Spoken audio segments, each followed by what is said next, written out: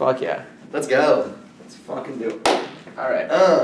Welcome to Master Memories, the podcast where my friends talk about their lives. Today on Sunday, February 19th, 2023, I'm here with Sanders Hoffner. There it is. A.K.A. Hoff, A.K.A. The world's biggest Bitcoin enthusiast. There we go. You got any other nicknames I missed? No, I think those are the big ones. There you go.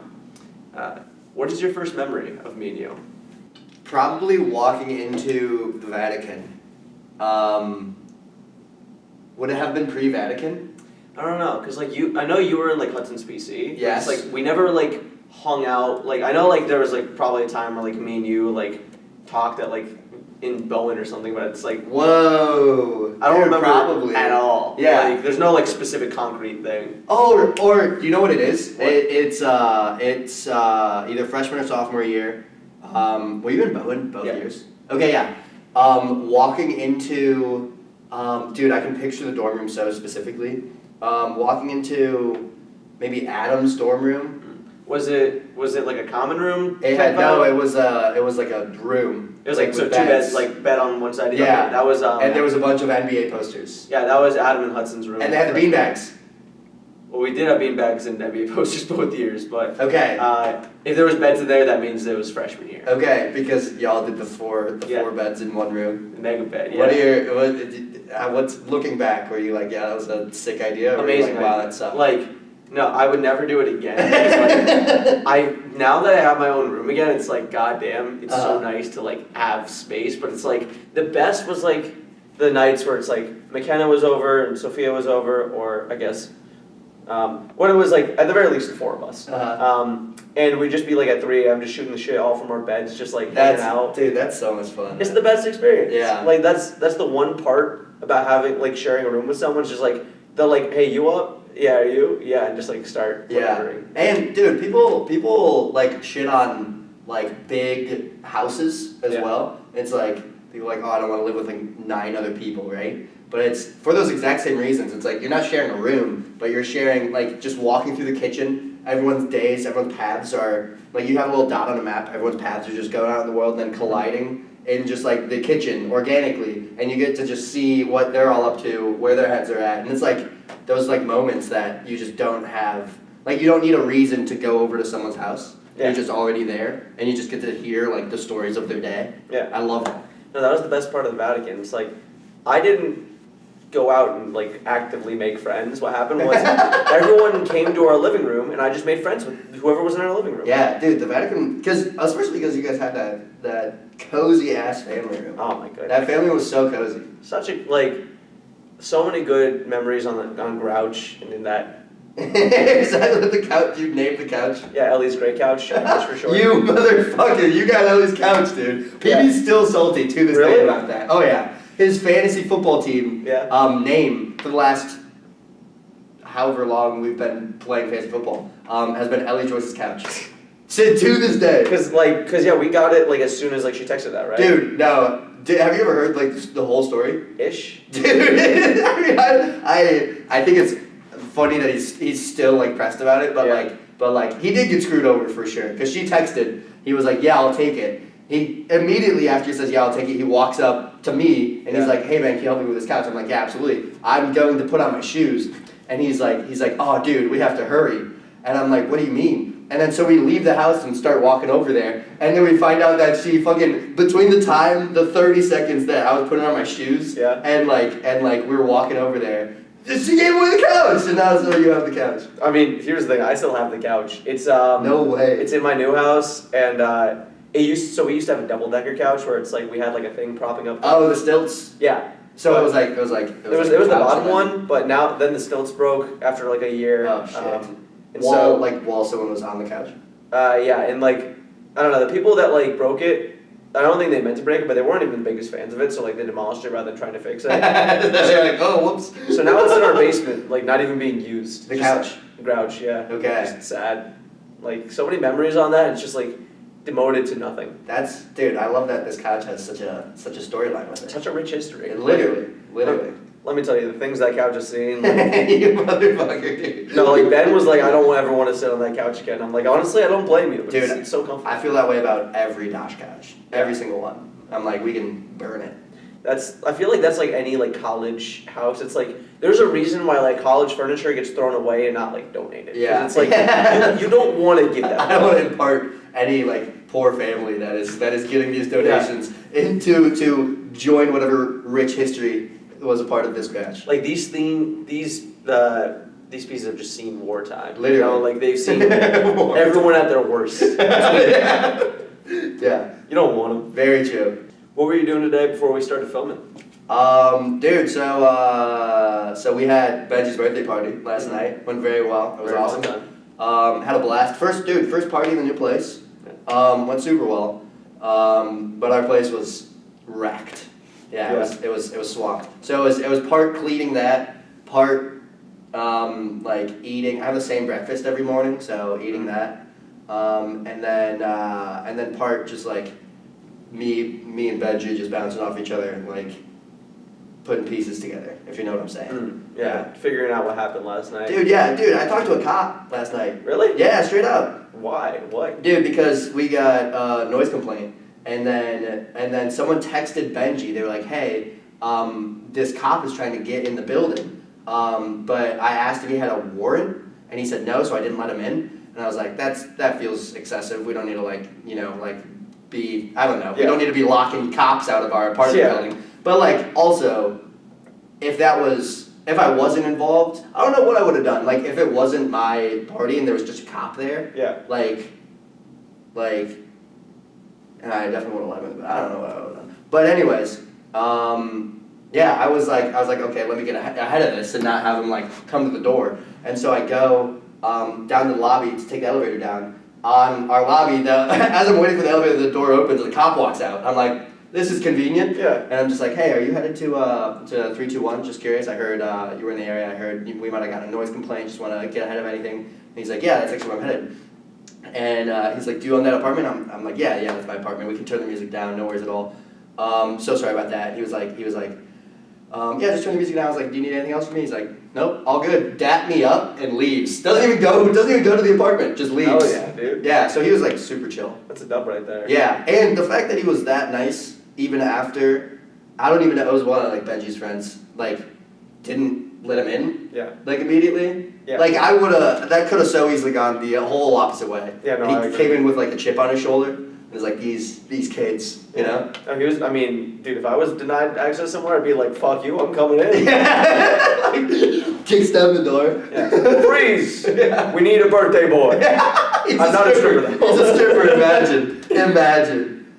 We should have done that. That would be so tense. That would be so tense, dude. Everyone's like freaking out and he just rips his shirt off. That would have been good. Oh, that would have been hilarious. Next year. Yeah. Next year. I'll keep that in notes. Yeah, so that's what I was up to. I love the like ritual of like the day after clean. Like something about it just feels so cathartic. Dude, yes, I'm with you. Yeah.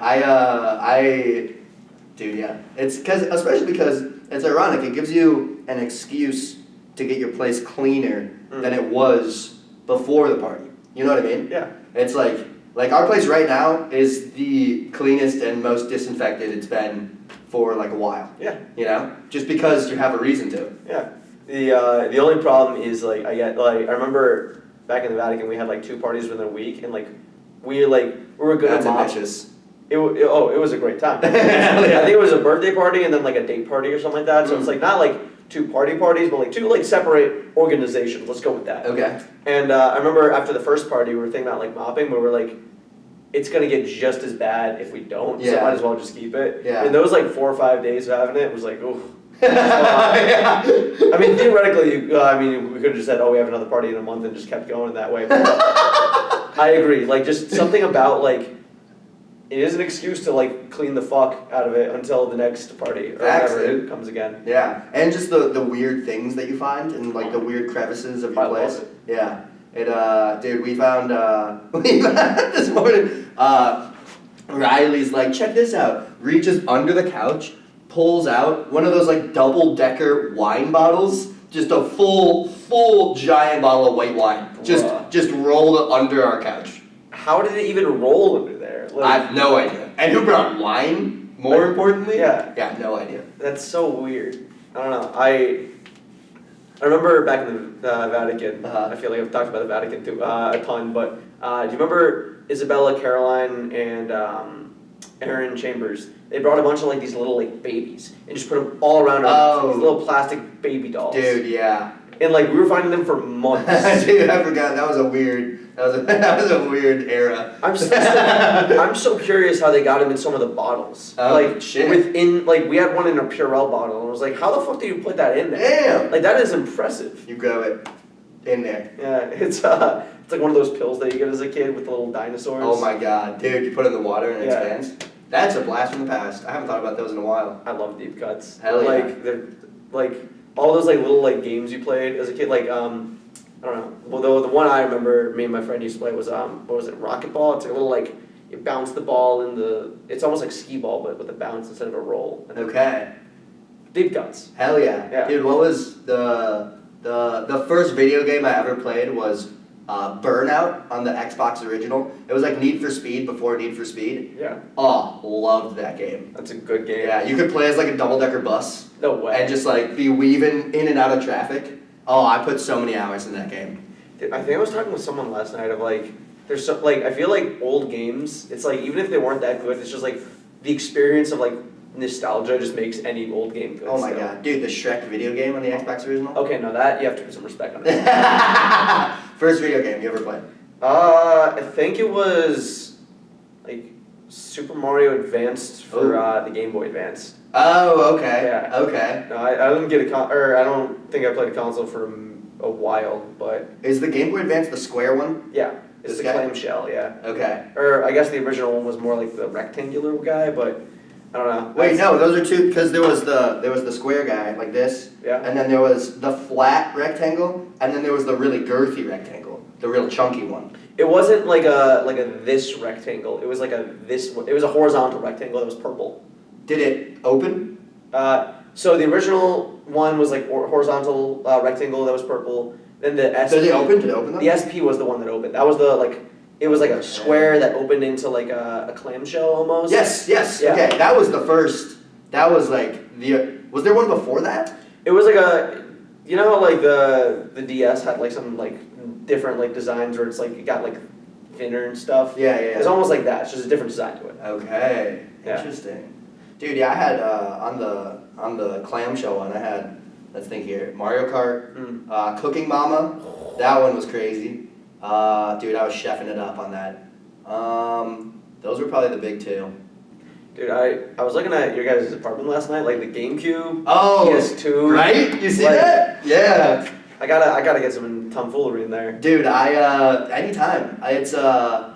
We've got, dude, Xbox not even plugged in. We're strictly like the original GameCube, and then occasionally the Madden on the PS2. Yeah, I mean, you guys have a collection. I mean, I thought I see Mario Party 7 and some of the old Sonic Dude, games. yeah, shout out Benji. They're all Benjis. Oh well, yeah, shout out Benji. Yeah. I'm sure when he comes on, he'll give me an in-depth analysis Hell of yes. his GameCube collection. Dude, and sometimes I'll go over to like Pete, Jamie, and Lucas and play Smash on their Switch, and then immediately after I come home and I play Benji and Smash on the GameCube. Yeah. And dude, a video game has never looked older. Like going straight from the Switch, like the newest cutting edge Smash, Yeah. to the original GameCube with like 8 total pixels on the screen. Crazy. I'm not gonna lie, I think Melee still holds up. Like I think like. Oh, dude, it's so fun. No, like not just like because I mean mechanically it's still like amazing. Don't get me wrong, but it's like it might be a nostalgia thing because I played it all the time as a fucking kid. But it's like I still think it looks good, but it's like it's almost like that like chunky lovey like it's not super high def, but it's not like you're looking at a bunch of like triangles, right? It's Okay. like, there's like it's like smooth. It's almost like a rubber doll, or it's like it's unrefined. Okay, yeah. I mean, they still do tournaments of like the original. Yeah. Like, dude, and Double Dash. You know Double Dash. Double Dash was the best. The fact that they still haven't brought back the double like. That's what I'm in saying, any dude. single game. Yes, because then there's so much strategy with choosing your two as well. Yeah. You know? No, because you get the weight, you get the special items, you get like you gotta figure out everything. Bingo. Yeah. Bingo. Who's your main in Smash? In Smash, the new one, it's Incineroar. He's dog shit, but he's my boy. Interesting. And then back in Melee, I think I was a Marth guy. Okay. Just because Dude, I fuck with Marth. Just because I wanted to be sweaty. Dude, Marth and like Ike and like all that whole like, there's like 3 or 4 of them that are kind of the same. You know what I'm saying? All the sword boys. Yeah, exactly. Sword boys with big jumps. Mm. It's like, give me any of those. Yeah. Yeah. Those are definitely good. Or if you're playing with some like cracked players, dude, Veggie's so fucking good. As is Jamie. Both of them leagues above me. So if I'm playing one of them, I'll do like Meta Knight or like Kirby. Mm. But like, I try to avoid because they're kind of like, you know, like you just can't. You just fly up and then make the rock. You know? Yeah. So it's like not as fun. But yeah. No, Veggie's not that good. Interesting. He's all right. Interesting. He talks. When did you play him? Oh, we used to play all the time back. I went to his apartment, and then he'd come to the Vatican, and we like all we do is just talk smack at each other, like Dude, whether we win or lose. He's gonna take this so personally. Oh no, he knows. I'll never let him say that he's better than me, and he'll never let he'll like vice versa. Exactly. Like we both of our egos when it comes to Smash, because like my friend Chase plays in tournaments, so I'm like, you're better. Oh damn. Like I do not feel bad about saying that you're better than me. Yeah. When I win, it feels a little more earned, but I know I'm gonna lose a little bit more. Where it's like Benji, it's like no, I think I'm better. I might not be better, but I think I'm better. But I will not give up an inch. Mm. Okay, let me ask you this: top 3 hours played video games lifetime. Mm. I've got Lifetime? Yeah, lifetime. So the video games you've played the most hours on in your entire life. Smash is probably up there. Okay. Definitely up there, actually. Okay. Top 3. Yeah, no, definitely top 3. Okay. Even discounting like all of them as their own like separate like installments. Like yes, Yeah. and so like all the CODs are separate. All of the. No, I mean Smash Ultimate definitely. Or Ultimate or Melee. I don't know which one I have more. Just considering Melee was a bunch as a kid, but like I've played so much Ultimate. I'm scared to look at how many hours I've logged on that game. Okay. This game called Enter the Gungeon. It is it's a little indie motherfucker. So on Steam, I know for Enter the Gungeon I have 400 plus hours. But God damn. I think on the other version I had like 500 plus hours. Damn. Like this was my. You think you broke 1,000? You think you broke 1,000 hours? I might have. Honestly, like Dude, that's some Malcolm Gladwell shit right there. I put so much fucking time into that. Like it is insane. Enter the Gungeon. Such a good game. It's a roguelike if you're a fan of them. Okay. It's like where like every time like you die, you start from the beginning. But it's like so essentially you just have to get better. Okay. And like there is like some luck on like what you find on your run and stuff. But it's like it's so good. It's so much fun. And then 3, the other one. I'm debating saying 2K19, but I know that's just because it was the game of college. But I feel like it could be up there though. it could be up there. Yeah. It might be an honorable mention. I'm not sure. I don't know. There's definitely a game on the Wii or GameCube that I feel like, or Game Boy Advance, or maybe Pokemon somewhere. One of them. I don't know. I'm just gonna go with 2K19 specifically because I also got it for my birthday in 2020 because it was Evan Hudson Adam gave it to me because they knew how much I like. That was when I just started like getting into the NBA. Nice. So hell yeah. Yeah, it was the 2019 because that's when the season was ending. Yeah. I put so many hours in that summer. Like That's I played by hilarious. myself, just my career, just learning how to get better. Yeah. Dude, top 3, number 1 by a mile, Minecraft. I've played so much Craft. Great answer. Number 2, probably Black Ops 2. Also great answer. And then number 3, probably, dude, Burnout's up there. Maybe my first Madden, I forget which one. That's probably up there. Yeah, probably one of those. Maybe one of the Need for Speeds, dude. Yeah.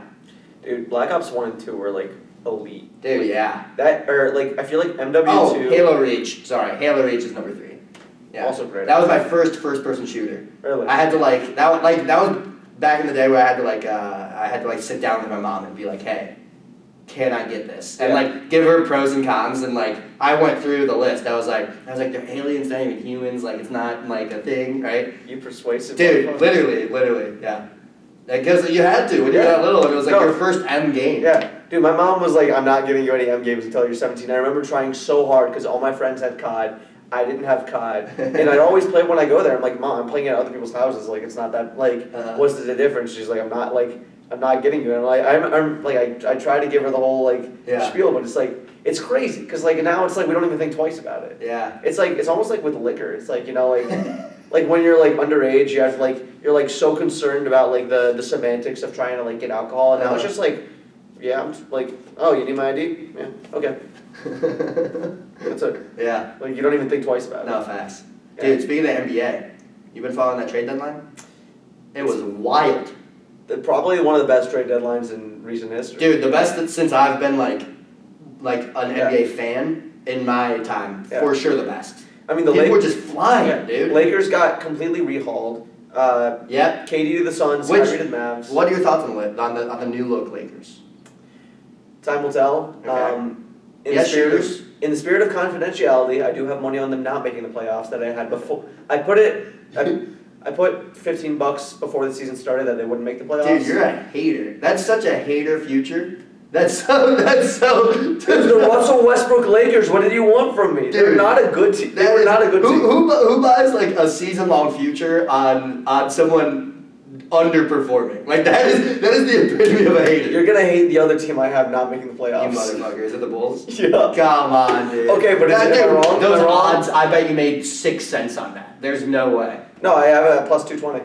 Really? Yeah. That's because like this was before the season started, dude, so everyone was like, "Oh, the Bulls will get Lonzo back this year," you know? Fuck, yeah. Like they had all those injuries last year, but hopefully, like with all that 1 year of like chemistry, they should be better this year, right? Yeah. They should be. Yeah, they should be. The Lakers is just like they didn't make any moves. They had the same roster that they had the year before. They had no. The Lakers or the Bulls? The Lakers. Okay. Like that team was not built for success. If anything, they got older and worse. Yeah. And then like the new look Lakers, I think have a chance. Dude, I like Rui. I like Rui. Yeah. I have a weird. So I'm a Wizards fan because there's an Israeli guy in the Wizards. Oh, sick. Only once he leaves, I won't be a Wizards fan anymore. Okay. But like one of those. Watching Rui play, he looks different on the Lakers. I think he's kind of accepting his like more or his lesser role. But like the last like year or two, he went from being a guy who was a great spot up shooter, like you just like catch and shoot, but he kept wanting to take the ball off the dribble, and he's not good off the dribble. But it looks like he's not trying to do that anymore. Okay. Which is like playing into his strengths. And you like that? I do. Okay. D'Lo's back, and he looks like he looks great on this Lakers. I mean, like they need a shooter. He's got those crazy braids too. Those like Ram. Yeah. You know what I'm talking about? The two big thick ones. Yeah. They got Mo Bamba. Dude. Okay. Did you watch his first game? His first game on. Holy shit, dude. Dude, so I put this game on, right? Yeah. Now, so I'm under the impression that like so I recently watched this like YouTube like long form Kobe documentary. Yeah. There was a Kobe one, there was a Shaq one, there was this one channel that had a bunch, and it's like damn, it would have been such a privilege to be watching the NBA when this dude was just lighting it up. Yeah. Right. Current day, in my eyes, there are only 2 players at that level of like it's a privilege to be a fan of the NBA while this player is in their prime. Bron and Steph. Bingo. Would you agree? Would that list be longer, shorter? Borderline KD. Okay. But the problem is like it's like I love watching KD play basketball. Super team slut. But it's like I don't like he's what is it, the hardest path kind of thing. Like it's I can't say I watched him in OKC. I only started watching basketball in 2018, so I saw him 1 year in the Warriors. They had one watching him shift. When he was on OKC. He was the only one watching OKC games.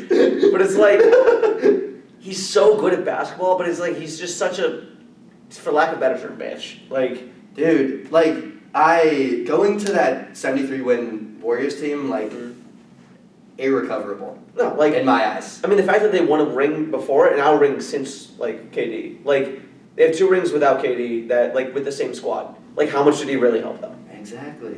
Yeah. Like, yeah, he got his rings. Like, kudos, dude. But dude, he can't. That Dellavedova Cavs team that LeBron just literally, like, 2018 put the whole team on his back and just dragged them. Like, KD can't do that. Yeah. Low key. See, I don't know if Steph can because he's always had Clay. Steph can. I mean, that 2020 season, they played the Lakers in the play-in, and they lost. There we go. I mean, yeah, Clay, or I guess Steph's been fortunate because he has had a great surrounding squad, but even when he, like, even when the squad was out, like he put up like 30 points a game. No, he's the greatest shooter of all time. Yeah, You know? he's great. It's just So, there is nobody like on staff. there is. I'd say that there's levels, but it's like MJ similarly like needed Pippen to win. It's like you can be good, you can't but there's like to win a championship, you have to be lucky, and you have to have a great fucking team. It can't just be one person. Unless it's LeBron. Literally, unless it's LeBron. Or Dirk. Or Dirk. Yeah, 2011. Dude, shout out Dirk. Wow. People forget. Greatest ring of all time. People forget. Yeah. Question for you. Me and Benji had this debate this morning. Is it more impressive, so MJ to go 3-peat, leave for a year, come back, another 3-peat, or 6 straight? Which is more impressive? That's a good question. Right?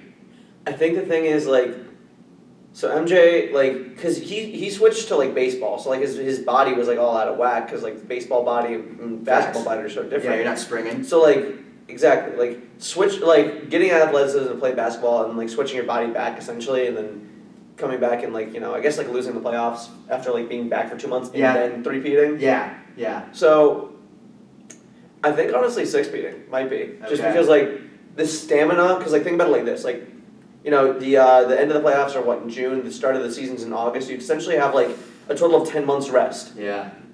But because assuming that you're an all-star or something like that, because you don't get all-star break either. Oh, interesting. Yeah. So it's you don't really have any time off. You are just playing basketball for 6 straight years. Yeah. Whereas the retirement one, it's it's arguably depending on the team composition.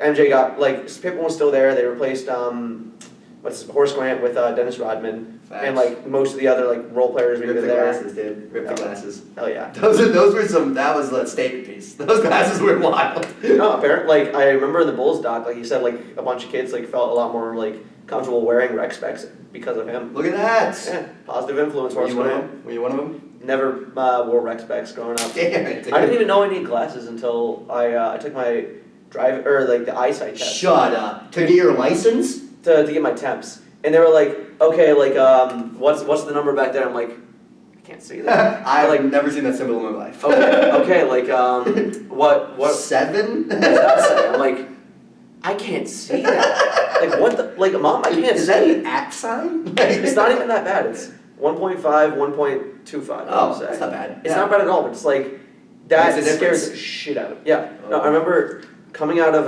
the glasses shop, putting my glasses on for the first time, you guys could see all the individual leaves.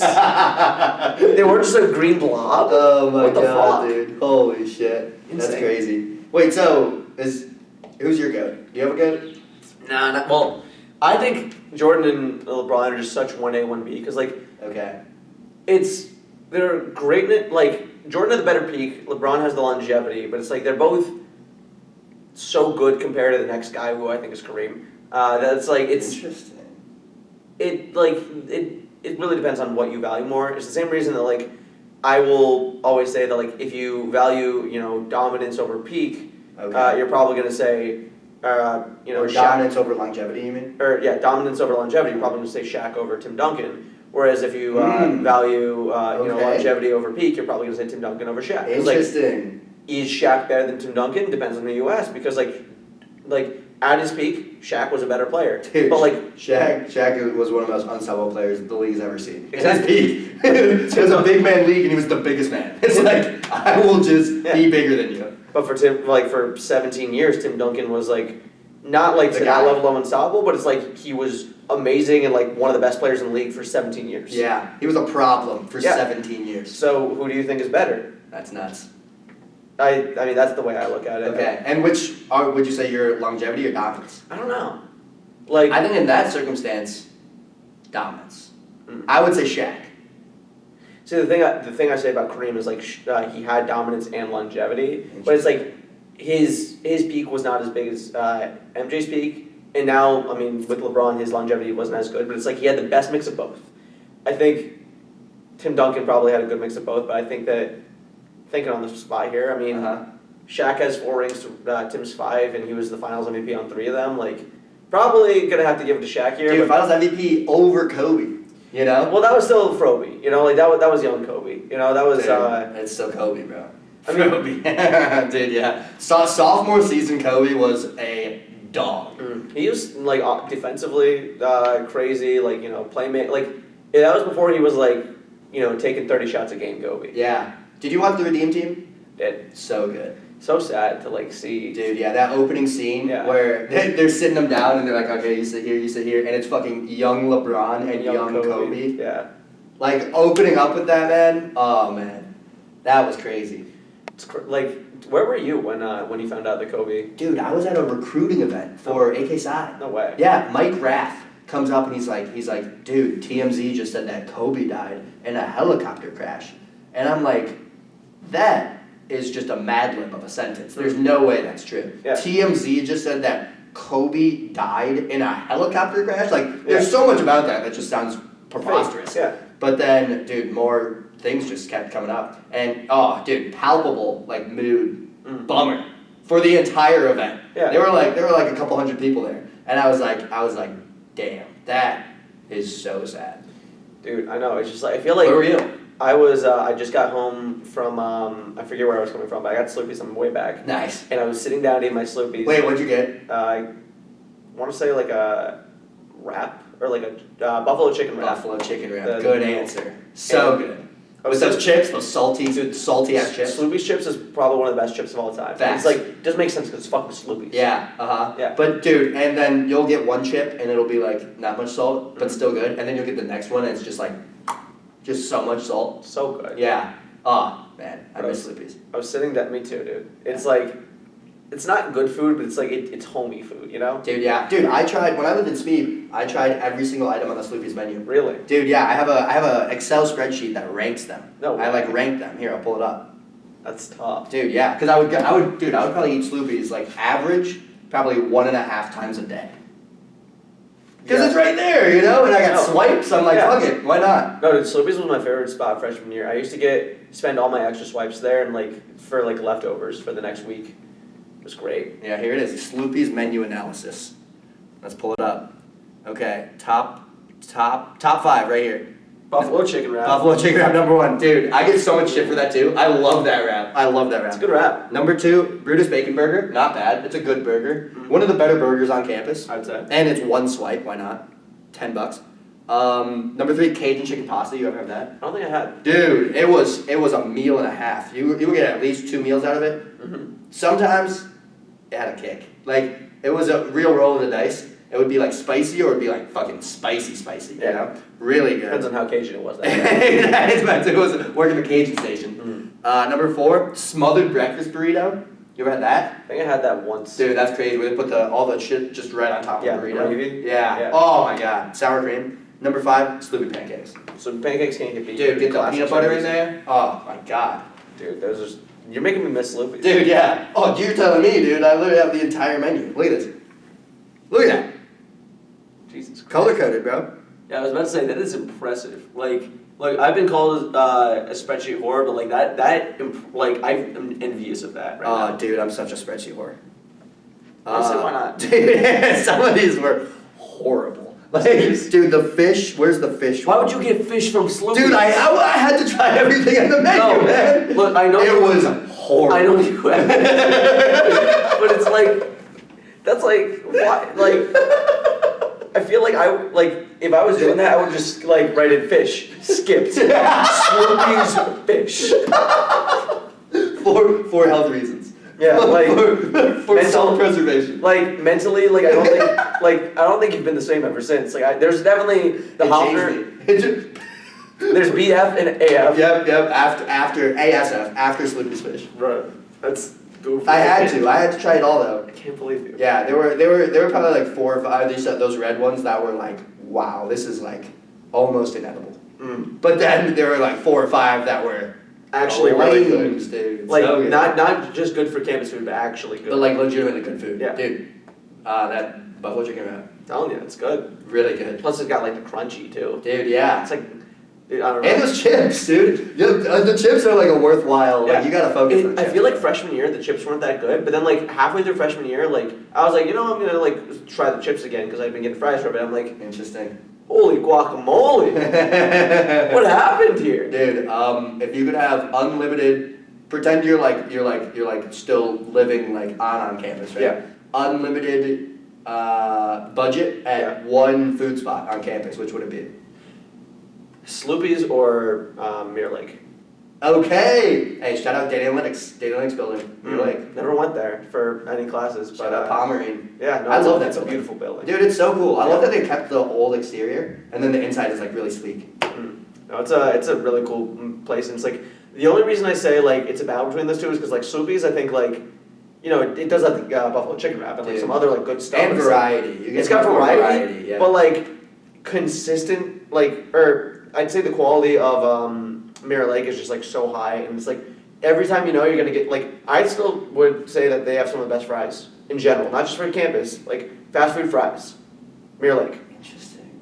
Okay. I remember I had a project I was trying to do, where I was trying to make the best fried chicken meal. And I was like, okay, I want to get cane sauce. Oh. I want to get. Okay, I have a take here. Cane sauce, Mirror Lake fries, and then I think I said at the time Popeye's chicken. Oh shit. I don't know if I would still do Popeye's. I'm not really sure who that is, but I think that was the three main You ingredients. said cane sauce though? Cane sauce. Okay. What do you Cane's Texas toast. Ooh, I didn't think about I'd say toast. Cane's Texas toast and then Chick-fil-A cookie. That right there. I've never had a Chick-fil-A cookie. What? Oh, you're missing out. No, so I never get dessert when I eat out. Okay. It's just like I think it's just the way I was raised. It's like we never got dessert in general, much less eat out, or like even the few times we ate out. Yeah. So it's like I remember everyone was yelling at me like, "How have you never had a McFlurry before?" And I'm like, I just don't like get dessert out. Dude, McFlurry, Chick-fil-A cookie. I gotta get it. Yeah. Best. Here, I'll give you the short list. Best fast food cookies. Mm-hmm. Chick-fil-A, Potbelly, and number 3, a lot of contenders: Jersey Mike's, Jimmy John's, low-key Subway's cookies, I guess. But I'll probably give it to Nostalgia Jimmy John's. Yeah, I've got one of those sitting at home for me. I had one the other month when the Nationwide had some catered stuff, and they were like cookies, and I was like, I'm not gonna say no. Hell yeah, yeah. I'm trying to be healthy, but it's like free cookie. Hell yeah. No, absolutely. Dude, did you know they don't cook those in store? Really? They're frozen. And you just put them in the display case to thaw. That sounds like. Isn't that alarming? That sounds slightly dystopian. Yeah. like from defrosted cookies to like eating crickets is like right around the corner, you know what I'm saying? Why do I feel like I have to have a disclaimer on a cookie like fresh, never frozen now? Yeah. It's like, what the fuck? But they're good, man. Dude, I worked at Jimmy John's for 4 years. Really? Yeah, and then I worked at Potbelly for 4 more years. A lot of sub sandwich shops. I was going to say, you love sandwiches. Yeah, for no particular reason. But those were like my high school jobs, the main ones. Oh yeah, I feel like high school jobs, like especially like if you worked retail, like build grit and character. Oh, absolutely, dude. Everyone should. I agree, because especially like the people that like treat like service workers like shit, it's like fuck those people. fuck those people. They're the worst. Why would you do that? It's like Dude, yeah. neither of you want to be here in this situation. Why are you yelling at? It's like the people that yell at people like that like when their flight gets canceled. It's like they didn't do it. Yeah. It's like why the fuck? They're not the pilot, bro. Yeah. Yeah. They're not Mr. Spirit. You know, like it's like they're gonna try to help you. It's their fucking job. That's your fault for booking a $9.50 flight across the country. I just booked 2 Spirit flights. So Where to? Where are you going? LA round trip. Oh, fun. Derek? Visiting Derek, yeah. Very fun. And I don't know, so it was like $300-$400 less to do through Spirit than to do anywhere else. Dude, that's wild. I know. The only problem, and I did check, there's other departures in like the same airports, the same like to each other the same day. So if it gets canceled, like theoretically have another one to like fall back on. Okay, you thought this through. But like after Puerto Rico, like Spirit terrifies me now. But it's like it's nonstop.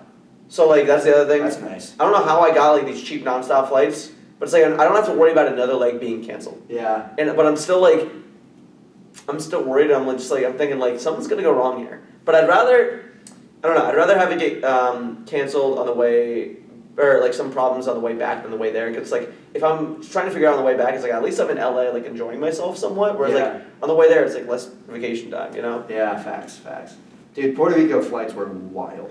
Dude, remember that? Like just like the day of, like I remember it was almost like a war room because we had we had Sean and Evan's room over here calling Spirit themselves. We had Adam over here, or like in his room, calling other airlines. We had me in my room calling Kayak to see if they had any deals. You know, we had Ben in his room like trying to figure out, okay, like what do we do, like, you know, with the hotels and all this other stuff. Like it literally like everyone had their stations. And it was just the goofiest thing, because like... That's wild. And we ended up like, honestly, those 2 days that we stayed in Columbus were so much fun. Really? Like we went to the North Market. Oh, fun. Or the North Market in Dublin, which is so much fun that I haven't been there since. Oh, so good. dude, is that the one with all the different, it's like inside, it's on the corner? But it's like one long hallway. Dude, that place is awesome. So good. They have that one barbecue spot there. Yeah, the barbecue spot, and then personally my favorite was their the shawarma place that they had. Oh, what's it called? I think it's like called I mentioned it in one video I just edited. Actually, I had to put an editor's note, and I'll probably just put it right here. But this fire here. Yeah.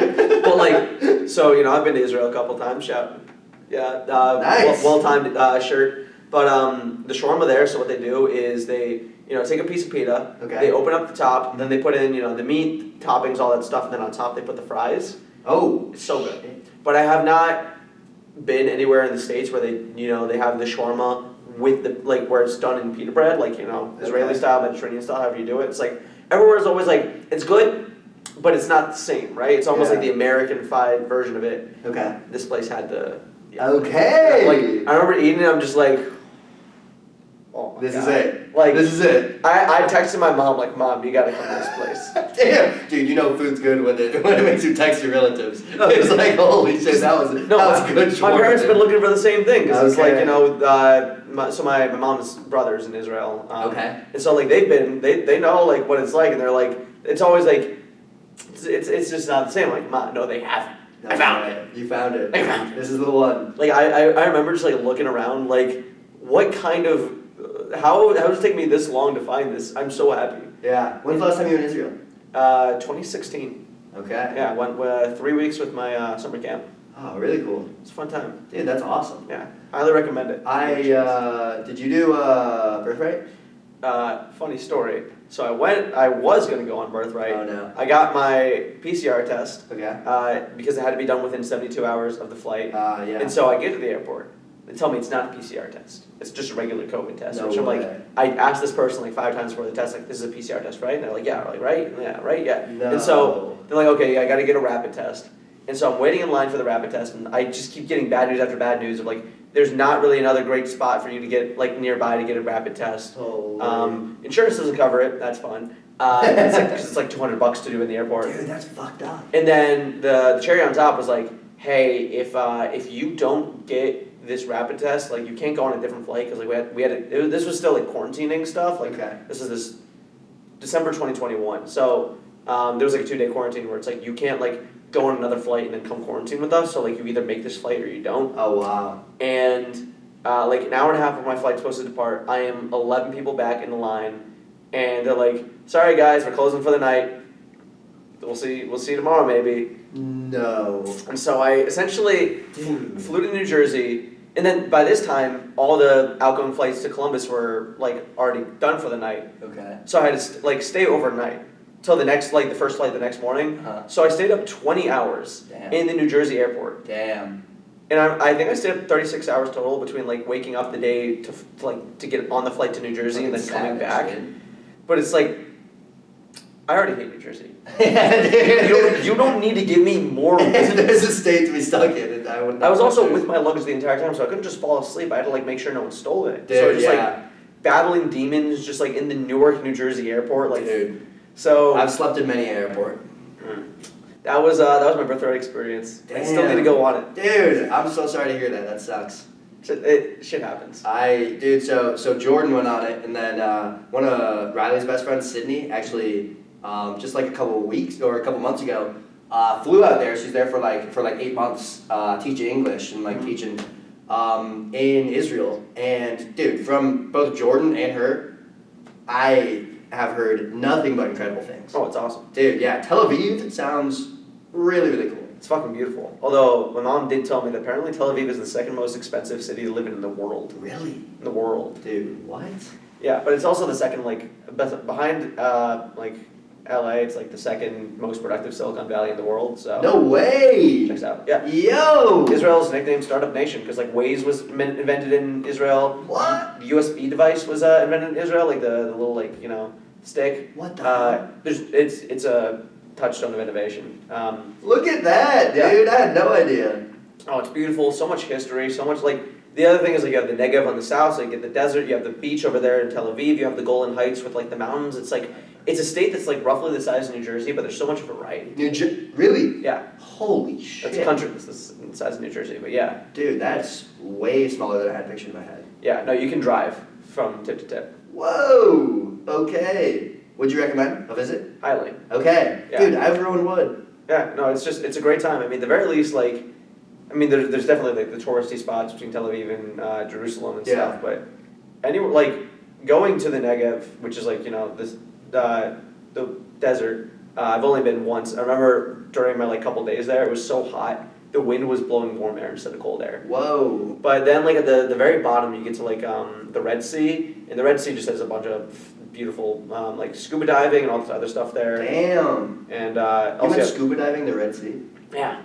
It's pretty cool. That's a crazy sentence. That's awesome. Yeah, I didn't. I honestly completely forgot I did that until That's right now. really, really cool, man. Yeah, thank you. Sick. There's just so much to do there, and it's like so much cool stuff. And like the people there, terrible drivers, but like the best way I can describe like Israelis is like the Hebrew language like it's there's like terms for like my bitch lovingly or like you asshole but like friendly kind of thing. It's like they're like rude but like they're a friendly rude. It's like it's the equivalent of a non-threatening honk of the horn. Yeah. It's like okay, but no driving. No, like I remember my uncle.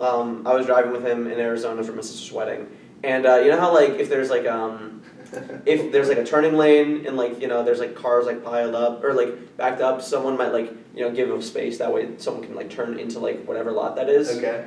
And he was like, what is this? Like people are like letting you. This is awesome. It's like Israelis love them to death. They are the most aggressive drivers in the world. That's it's like they're aware of the cool. highway and like there's a bunch of them on the highway, so it's obviously not going to end well. Dude, you should go to Asia, man.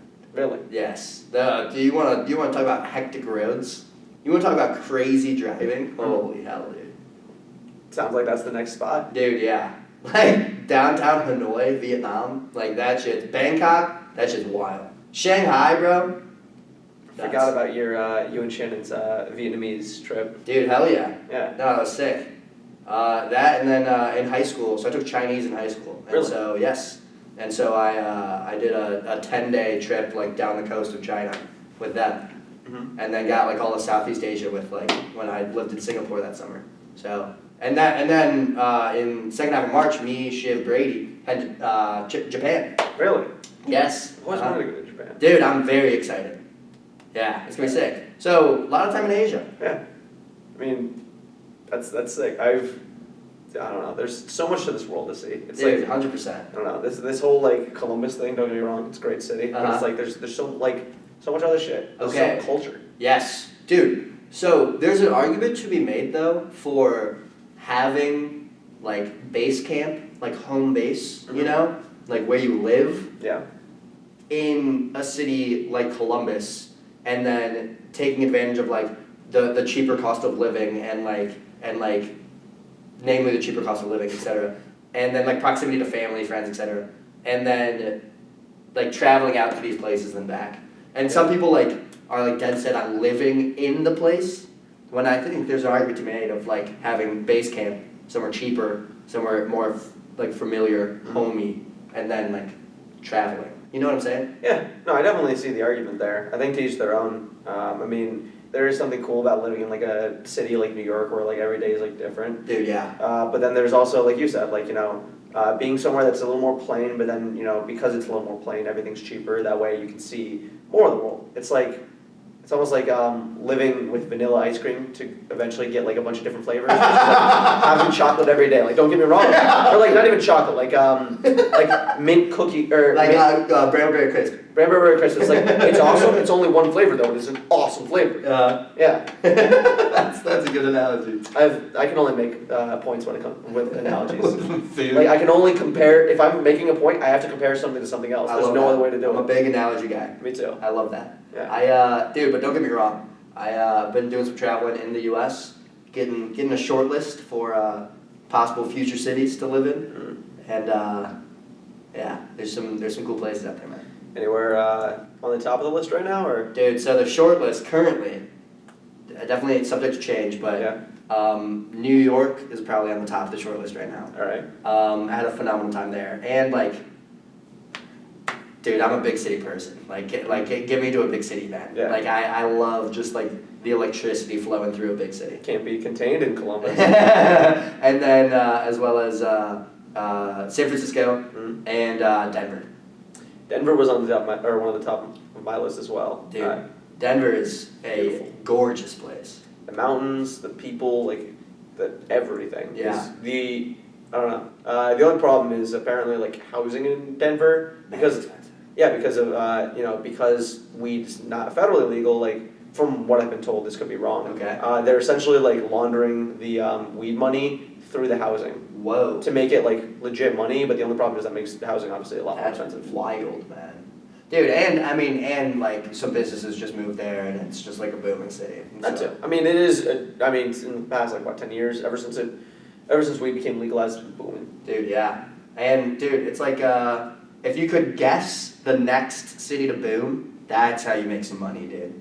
Cause it went Seattle and then Denver and then Austin, and like what's next, you know? Yeah, I don't know. I feel like Austin's like a fake boom. I don't believe in it. Cap, dude. I don't believe in it. What? I don't think in 20 years Austin's gonna be as big as it is. Strongly disagree. Dude, I'm very big up on Austin. To each their own. Dude, I think Austin is like I don't know, especially with everything going on right now. I feel like the ethos of Austin is just growing in popularity. I don't know. Have you ever been? I've been once. Okay. I truthfully haven't. Yeah. So I haven't experienced this firsthand. But just see the numbers, man. Austin booming. I'm just not high on it. It's like it's not even a top 4 Texas city to me. What the fuck? Okay. Dallas, Houston, San Antonio.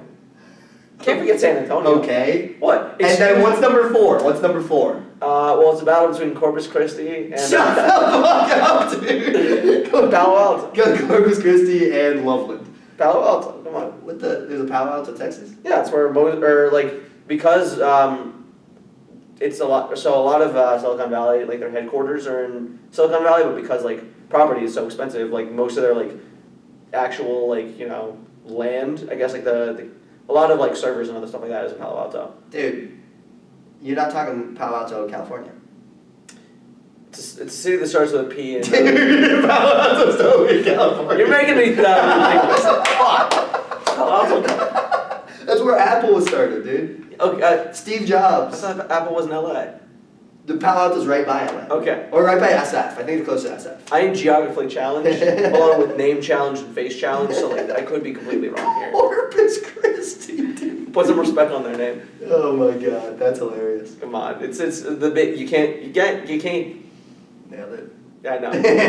Words are so easy. You can't deny the double C. Okay, I'll take your word for it. Okay. Well, okay, so we'll look back at this in 10 years and see which population is bigger, Corpus Christi or Austin. Oh, I'm not saying Corpus Christi's booming. I'm just saying quality. Okay. Just subjective, rating. Oh, in 20 years, if Austin has its own all its own sports teams and is like the biggest city in Texas, I'll look like a fool. But you know what? I'm okay with looking like a fool because it's not that I'm a hater of Austin. Don't get me wrong, Austin's cool. I mean, It sounds like you're hating. I like Austin. Bro, you're hating. You just spewed for 10 straight minutes of you just slandered Austin for 10 straight minutes. I like Texas. I just like other parts of Texas more. Okay, fair. Fair. It's do you not like vanilla? Back to the food. Back to ice cream. Yeah. I mean, it's vanilla's good, but it's there's Brambleberry crisp. Yeah, I hear you. Corpus Christi. Corpus Christi is the Brambleberry crisp. Corpus Christi is the fucking cookies and cream of Texas. I'll give it to you. What does your typical day or week look like right now? Right now? Yeah. Okay, so I wake up. I've had the same breakfast for the last like 8 years. It is 4 eggs scrambled. Very specific way. I scramble all the whites. In this economy, you're still doing And that? I know, dude. It's fucking, it's taking a hit. Yeah. Yeah, but scramble all the whites Yeah. and leave the yolks whole because my favorite part of scrambled eggs are the chunks of yolk Okay. that are like cooked, but like, you know, the chunks of yellow, you know. Yeah. And so I don't want it all mixed homogenous, right? And so I scramble all the whites, let those cook for a minute, pop them, let the yolks cook for a minute, and then scramble everything so you get that nice chunk of yellow. Interesting. And then Berman's hot sauce from Aldi on there. Haven't literally every day for the last 8 years. Haven't gotten tired of it. So 4 eggs scrambled, a toasted bagel with chive and onion cream cheese, Ooh. or peanut butter, either or, and then a fruit, usually a pear. I'm a big pear guy.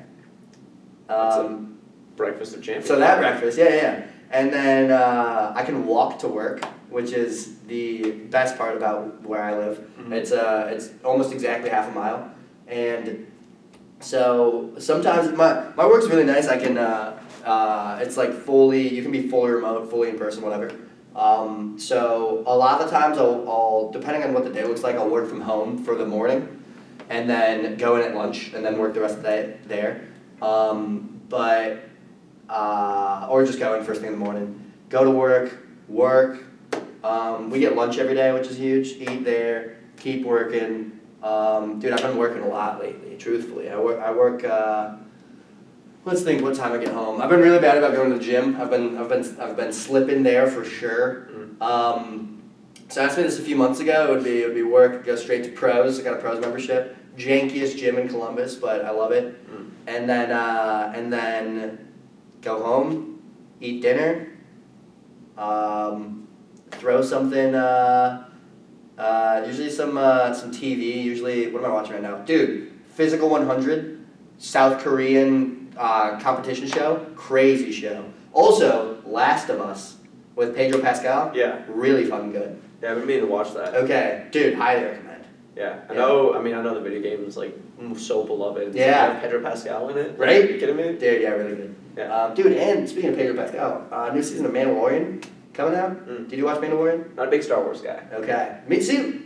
Truthfully, me neither. Mm. Mandalorian was really fucking good. Really? Dude, it had Gus Fring as the villain. With the Darksaber. Yeah, that's awesome. Yeah, I don't know. I just like, so it took me till college to watch episodes 4, 5, and 6, and I still need to watch 1, 2, 3. So Okay. I'm just like, I gotta like sit down and get through all of it at some point. Yeah. Dude, I did that same thing. When I worked at Jimmy John's, I was like sick. And so when I was sick for those like few days, I just had a marathon and watched them all, and they've all just like blurred into one thing in my head. The first time I saw Phantom Menace, Phantom Menace was the first one, right? I have no idea. I think so. The episode 1, the one with like the young Anakin stuff. Okay. I was high as shit.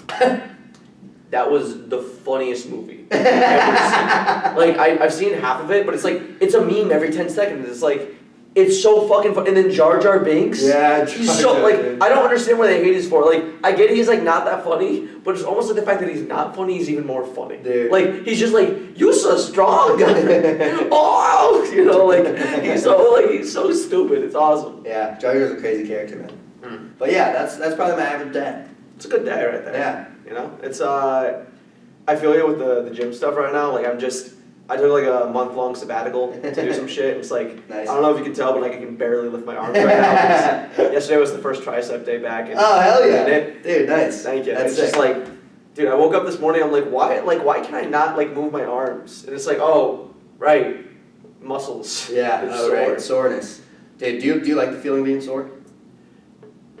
Ish. I mean, like, I like the feeling of being sore once you're like in the thick of things, where it's like it's almost a background sore, but it's like that first week back where it's like the first leg day back, how like the first 4 days are just like painful. Yes. It's very much a foreground sore. It is not in the background. Yeah, it is it's all like I can think you of. have to like work around that sore. Whereas like when you're like after like a couple weeks, it just like it's just part of there. It's like it always like feels good. It's it's almost like a scratch. It's like something like, oh, I forgot about that. Yeah, dude, that's very well said. The background sore, dude, I love it because it's a constant reminder of your dedication to like work on yourself. Yeah. You know, it's just like yeah, you're doing this. Like you're out here getting better. I love it. I love being sore. Yeah. No, it's weird because like last summer was like the first time I ever like got to the point where I was like missing, like I was looking forward to like working out. I need to get back to that because it's like that whatever I had then I need to chase. It's almost like getting runner's high for the first time, which I still never have got. But it's like once I get that runner's high, I will understand why to like run to like chase that high. But it's like lifting high actually exists. Oh, dude, exercise is free drugs. It just floods your brain with endorphins, and there's quite literally no negative to it. You know what I'm saying? I it's agree. like you're just gonna feel phenomenal, be in better shape, live longer, probably eat better. Yeah. It's like, come on. The only thing is like that dread of like, oh, that time sink. It's like, oh, I don't like, I like going to the gym for like an hour and a half. Then like afterwards you're like, that was the best hour and a half ever. Dude, yeah, it's awesome. it's like when you really think about it, like, what are you gonna do with that hour and a half? Exactly. You know, like not shit. Yeah. I'm gonna go home and eat popcorn and watch Pedro Pascal, dude. No, every time like, oh, I'm not gonna go to the gym, I'll do this. I'm like, and then it's like by the time I would have got, or like I look at the time, like I could have got back to the gym right now and I haven't done shit. Literally, yeah, literally. I was just fucking high as hell. I look at the clock, I'm like, damn, I'd be getting back right now, and like literally nothing has happened. Yeah.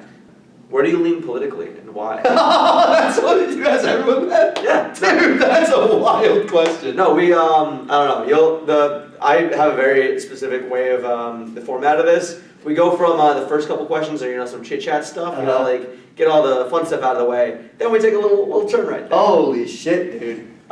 Dude, I wouldn't say I'm a terribly political person in general. I don't know if I have based enough takes to like passionately answer one way or the other. Yeah. But dude, do you know what the All In podcast is? I don't think so. It's like there's a lot of like business, like startup / politics / it's like these 4 billionaires who just like talk about their lives, right? Yeah. And like the economy and shit. And they get super political, and then like I'm a big Rogan fan, and so like he's been getting more political lately as well. Same with Elon, just on Twitter in general. Just like I feel like my content sphere, like the content that I'm getting on my phone, is just getting increasingly political. And I try to basically just like avoid it, you know? But dude, the short answer is like like the system's fucked. Like the system's broken, you know? So I don't know, man. I would if you ask some like questions that would like lead to a conclusion of one way or the other, I'd be happy to like answer the questions. You know what I'm saying? Like hot points. Yeah, exactly. I probably have takes on those, but like where do I sit politically? I don't know if I have. That's a total cop out. I don't like that at all. I wish I could sit here and be like, fuck yeah, this. Or just like too uninformed to pick a side almost. Dude, I like actively kind of try to avoid politics just because it feels. Dude, I also work with a lot of libertarians because like the ethos of like Bitcoin is very like anti-government. Anti-regulation. Yes. Yeah. Well, no, actually, I don't want to go down a huge rabbit hole here, but dude, I like true Bitcoiners are very much pro-regulation. Really? Yes, because so right now you're kind of like let's say you're a hedge fund or like a sovereign wealth fund or like some massive amount of money, right? Yeah. And you look at Bitcoin, highly volatile, people getting scammed, FTX blowing the fuck up. It's like that just looks like something that looks a little scary. I don't know if I want to start chucking if I'm a sovereign wealth fund. I don't know if that's exactly where I want to throw all this money. And it's like regulation, responsible regulation is only going to accelerate the amount of institutional money that like comes into the industry.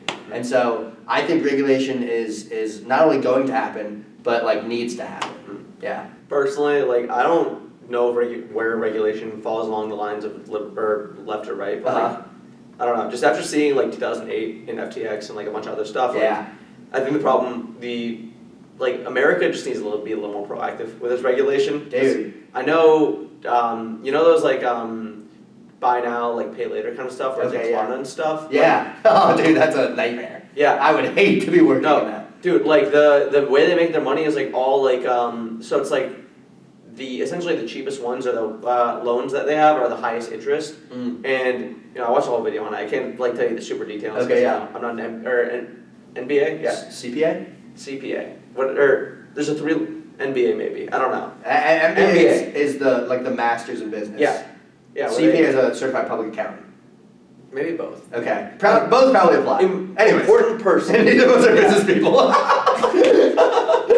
But I know China has regulated like that, like to make sure that like those because at the end of the day, like the way they make the loan, like it's essentially the subprime mortgages again, where it's like they bundle those loans that are like the low interest, low risk people that are going to pay it off within like a couple weeks, along with the people that are going to take months to pay it off. Interesting. And then China was like, we know what happens with this. Yeah. We're not letting it happen. Dude, versus America, it's just like, I don't know. Money. America's like profit. Yeah. Does not give a fuck.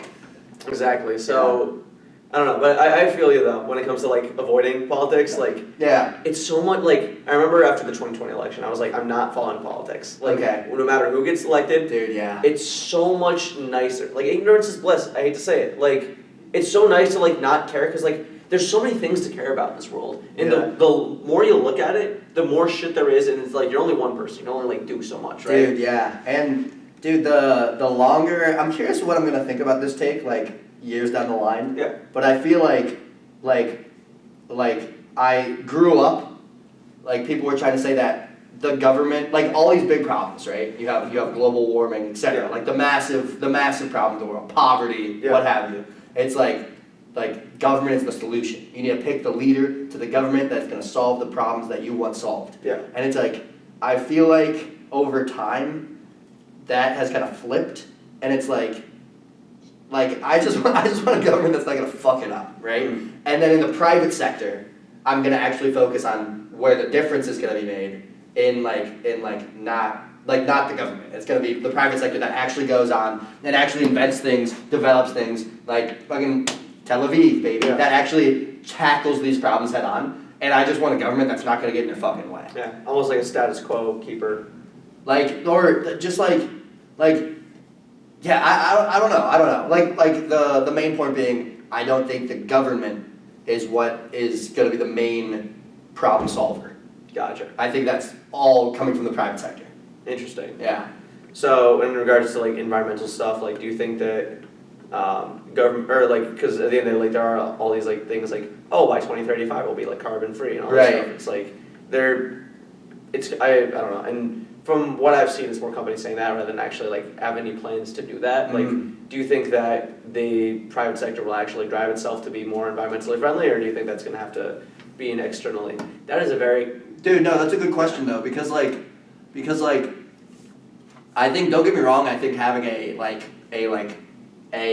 electing a government that cares about the environment and will make that a point will definitely be like a kick in the ass to the private sector to focus on these things, right? And so if the government is like, you have to be like this carbon friendly, etc., to all of these massive businesses, then that's gonna force them to make changes, right? Yeah. But at the end of the day, it's like, who is actually developing solutions to these things? I don't think that's happening in government labs. Okay, now I understand. Mm-hmm. Gotcha. Yeah, I completely agree with you actually. I think that government will be kind of like the point or like point in the direction, and then the actual work will be done by the private sector, like you said. Yeah, dude, and it's like I would, for every dollar that I give to the government, I have very low confidence that dollar will be put towards good work. Oh yeah. Whereas every dollar I give to a specially chosen private company, you know where it's going. Exactly, and I mean, not to say that there's not shady shit going on in the private sector, there totally is, but the government is the least efficient spender of money. Oh yeah. On the planet. Yeah. And so it's we just give it so much money, and it just continues to get further and further debt. It's fucking wild, dude. It's crazy. Buy Bitcoin. I don't understand how it works. How are you still able to be allowed to be operational with multiple trillions of dollars in debt? Dude, there's this I read this book. It was on modern monetary theory, MMT. Very interesting. It was essentially talking about how all of our debt because it's denominated in the currency that we create. Yeah. So for example, like if you're, let's say, choose a country. Choose any country in the world. Malaysia. Okay, you're Malaysia. That's a perfect example. And you are in debt, and that debt is denominated in dollars. Okay. You cannot print your way out of that. It's impossible because you can't print the dollar. Yeah. And so that is like true debt. And not only that, but you're getting fucked because the US continues to print money more and more and more. So your debt continues to be more valuable. You continues to grow in size of what you need to repay because the money's being devalued. Whereas in the US, all of our debt is denominated in the currency which we print. And so the whole idea of MMT it's pretty radical. There's definitely some stuff I don't agree with, but it's definitely super interesting. They're like we could solve the entire debt crisis with keystrokes. If we wanted to today, we could, with just typing into a keyboard, like print all of the money needed to pay off all of our debt. But wouldn't that cause like hyperinflation? It would cause so many problems. Yeah. It would be super fucked up. It's a Band-Aid problem or Band-Aid solution that causes tidal wave other problems. But yes, and so that's like the most like 5,000 foot view. But when you get down into the nitty gritty, there's all these interesting things that happen when all of your debt is denominated in your own currency. Interesting. And like we are one of the only countries on the planet that can say that. USA. Yeah, or I mean, arguably the only. Like all of our debt is USD denominated. Yeah. Which is wild. Like China, Russia, none of them can say that. Which is interesting.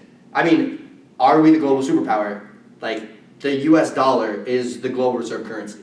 Like the day that is no longer the case, like until that day, the US is the global superpower. It's not even like it's backed up by anything. We're not on the gold standard anymore. So Exactly. It's whatever we say it is. Dude, and like if I ask you how much money are they gonna print tomorrow?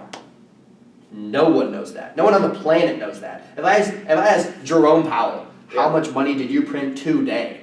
How many dollars were printed today? He's not gonna know. No idea. No one on the planet knows that, man. And like, if I ask you how much Bitcoin is gonna be printed in the next 10 minutes, I know exactly that number. Next year, next decade, in 100 years, exactly how many Bitcoin is gonna be printed to the minute, forever.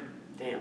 And so it's like there's no decisions being made behind closed doors. There's no like central bank, discussions on what's the interest rate going to be. That has all of these snowballing effects on the entire economy. That these 12 people are getting in a meeting and like cozying down and literally deciding the fate of the entire world. Exactly. It's like there's no anyone can be a part of it. It welcomes everyone to the table of the global economy, no matter how small, big, no matter where you are. And it's like it is the single, I think it has the potential to solve so many horrific realities in the world if you just fix the money. Damn. Bitcoin's the future. Dude.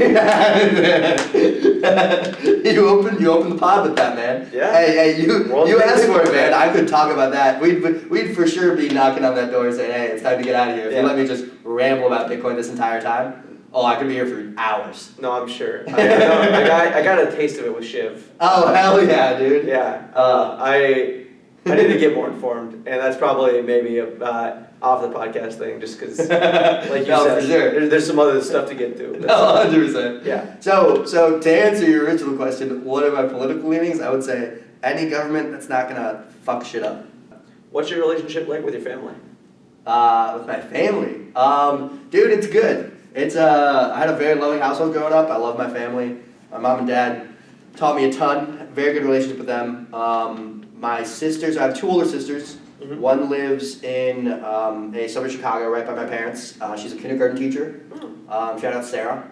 And then one currently is in PA school. She's in the final home stretch of PA school, living in Omaha, Nebraska. Okay. Or no, actually, right now she's in Norfolk, Nebraska, doing one of her rotations. Hell yeah. Yeah, dude, Norfolk, Nebraska, that's crazy, dude. Yeah. I don't even know where the fuck that's like, what? That's wild. And so yeah, dude, I would say great relationship. They definitely wish I called more. Mm-hmm. I would say that, I mean, that's not a unique problem, but that's definitely something that I'm trying to work on, is contacting them more. Just because I do love them, right? And it's like, I feel like a lot of the times, with friends and family, the amount of time you spend with someone, or talking with someone, etc., seems to correlate with like how much you appreciate that person. Mm-hmm. Whereas in my eyes, there's friends like my high school friends that if they were sitting right here, it's like they are still at the very top of my list of like humans that I appreciate and connect with, like very top. And we don't need to talk often for that to happen. But I don't want to just like assume that my family and friends like understand that. I want to show them that I do care about them by reaching out more, talking more, and I'm not great at that, but that's something I'm working on. Yeah, well, onwards and upwards, right? Damn right. Yeah. It is weird how like much harder it is to like stay in contact when like people like move, like even with the dorms, it's like going from dorms to houses, it's like there's so many people, it's like I wish I like talked to them more. It's like they live not like walking distance. It's like I don't know. 100%. What's your most unique talent? Definitely, one people don't expect is anytime I speak Chinese. That usually like kind of blows people's minds, especially like when I was at the one of the career fairs for River here, like on the other side of the table recruiting, and there's a lot of like foreign exchange students here, and anytime someone would hand me a resume that had like experience in Shanghai or China or like we're clearly Chinese, right? Yeah. I always like slip in just a little, just like a quick like Happy New Year in Chinese, and it would like blow their minds. That was always fun. But then, dude, I'm proud of my vertical. I'd say my vertical's not too bad. But unique. Let me think. I would say, which is unique because in this, like, you're asking a lot of questions. I'm doing a lot of the answers, and it's like that's kind of how this is structured. But I would say definitely a talent of mine is I could. Like sit down to have like get dinner with someone, right? Yeah. And I could learn like so much about that person. Just like keep asking questions, just like keep leading them on, be like, oh, tell me more about that, etc. And we could leave the dinner, and I would know everything about that person, and they would not know a thing about me. Not on purpose, but just because I'm curious. I keep probing, asking them about their lives, how their mind works, etc. I mean, I would assume a lot of the motivation of you doing this as well, and not that I'm like dodging questions and trying not to share, but like if I'm matched up with a personality type that doesn't like reciprocate a lot of questions, I could absolutely, not that it's a bad thing, but we could absolutely leave that dinner. I would know everything about them and they would not know a single thing about me. High interest in others, if you would. Hell yeah, damn right, dude. Yeah, I love asking questions, man. So when you text me and we're like, you're gonna do a pod of your own. Have you recorded that one yet? No, I'm doing that in a couple weeks actually. Okay. Yeah. That'll be fun, dude. No, I'm interested because like I like when people come in here blind because it's like, like I feel like a lot of these people would be like, it's almost like interview questions. They'd be like, yes, here's my answer, and here's my thought out answer. But like, I feel like getting it off the cuff, you get like a lot more like a real shit, at least. So it's interesting because like I know all the questions, but it's like I've been trying not to think about my answers, to like go fly in blind as I can. Okay. Well, if you want to be one-on-one with the camera, that'd be cool. But if you want someone there to be the host for your episode, let me know, dude. I would love that. Oh, I'll let you know. Okay. I'm figuring out the logistics. I think it's going to be, I want these specifically to be one-on-one episodes because like the focus of every episode is the guest. Okay. I think I'm going to do it with Evan, Hudson, and Adam, to special group episode. Oh, I want to see what the dynamic is like there. Yeah. Because the focus is on me, but there's other people, because like, I think it'll be a good balance of like, not to say that like none of the people will care more or less, but like people will care more or less about it. So I think there's going to be like, more fun people, more like serious people, more like this, that, the other. So I think it's going to be a good like range. Interesting. I don't know. Okay. So I'm looking forward to that. I was supposed to do that when I was still living in the Vatican, and then it got pushed back to last summer, and then it got pushed back to now. But it's like, it's going to be so much fun. Yeah. Dude, that's awesome. Yeah, I love doing these things. Like they're the highlight of my week. Dude, and there's something really cool about. So I listen to a lot of podcasts, right? Yeah. And there's something really cool about, like when people are put in a situation where they sit down and are asked all these questions and do a lot of the talking, it's a very unique circumstance where a lot of the time the person learns a lot about themselves as they're answering them. And so it's like not only cool for you because you get to, interview all your friends and it's like a sick thing, already, but also like all the guests, whether they realize it or not, are definitely learning about themselves by going through the process, and like that's awesome. Yeah. Oh, there's definitely some questions where, you know, I've seen some lights light up. There is one question actually. Okay. I'll get. No spoilers. No spoilers. Yeah, I'll get to it later. But it was inspired. Me and Evan and Hudson went to the Kid Cudi festival in Cleveland. Oh, sick. And they asked someone in like we were standing with some people. They just chatted up and like they asked them this question. I was like, "That's going on the podcast." I'm sorry. Like, Okay. and I think I told them like months later, but it's like, yeah. I mean, there's definitely some stuff where it's like introspective. I'm interested to see like what I like how I feel after that podcast. You know, like because I feel like there are gonna be some questions where I'm like, damn, like let's dig deeper with that. You know. Like, Yeah. What are you really thinking there? Hell yeah. That's sick. I don't know. Like I said, I love the process. I love every Sunday. And then I got my last day of part-time work is this Wednesday, and then Oh, nice. between this Wednesday and April 10th, I'm off work. So I have 15 extra episodes to film. I have not this room, but other rooms booked Tuesday, Wednesday, Thursday. Every week. Okay. So I'm gonna be doing 4 a week now, which Damn, dude. the worst I ever did was the end of July. I did 8 episodes in 10 days. And like, Damn. I don't know. I enjoy You're it. on your grind, man. Yeah, I love that. There does get to a grind point, but like at the end of the day, like I love like it's a good conversation. Yeah. And like the old scheduling is like sometimes annoying depending on how like flaky people are, and like Okay. you know people are dodging my texts and stuff like that. You know, just a slight tweet right there. Dude, hey, I said it earlier. I know, Communication is something I'm actively working on. Oh, I know.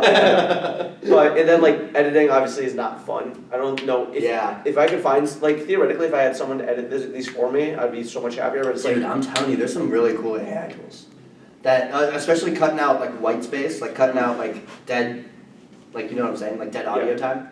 That just do it automatically. You click run. You know, it'll run for 15 minutes and cut it out all. See, that's the easiest part though, is the problem. It's like that, like the biggest thing for me is like, you know, like I'm talking like this right now, like this level right here. And then, you know, like maybe like at a more chill time, it might be a little more down here. You ever thought about getting mics?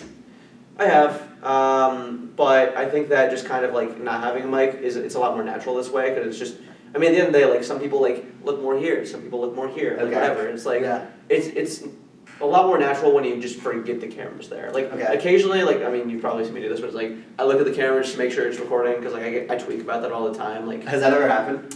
No. And you look and it's not recording. With Shiv, the first 30 minutes, something weird happened with footage, but I saved it because I'm like that. Nice. And then I'm him. Because I'm that guy. Exactly. And then I'm still mad about this with Hudson. The first half hour of footage, because it saves on the SD card in like chunks of half hours.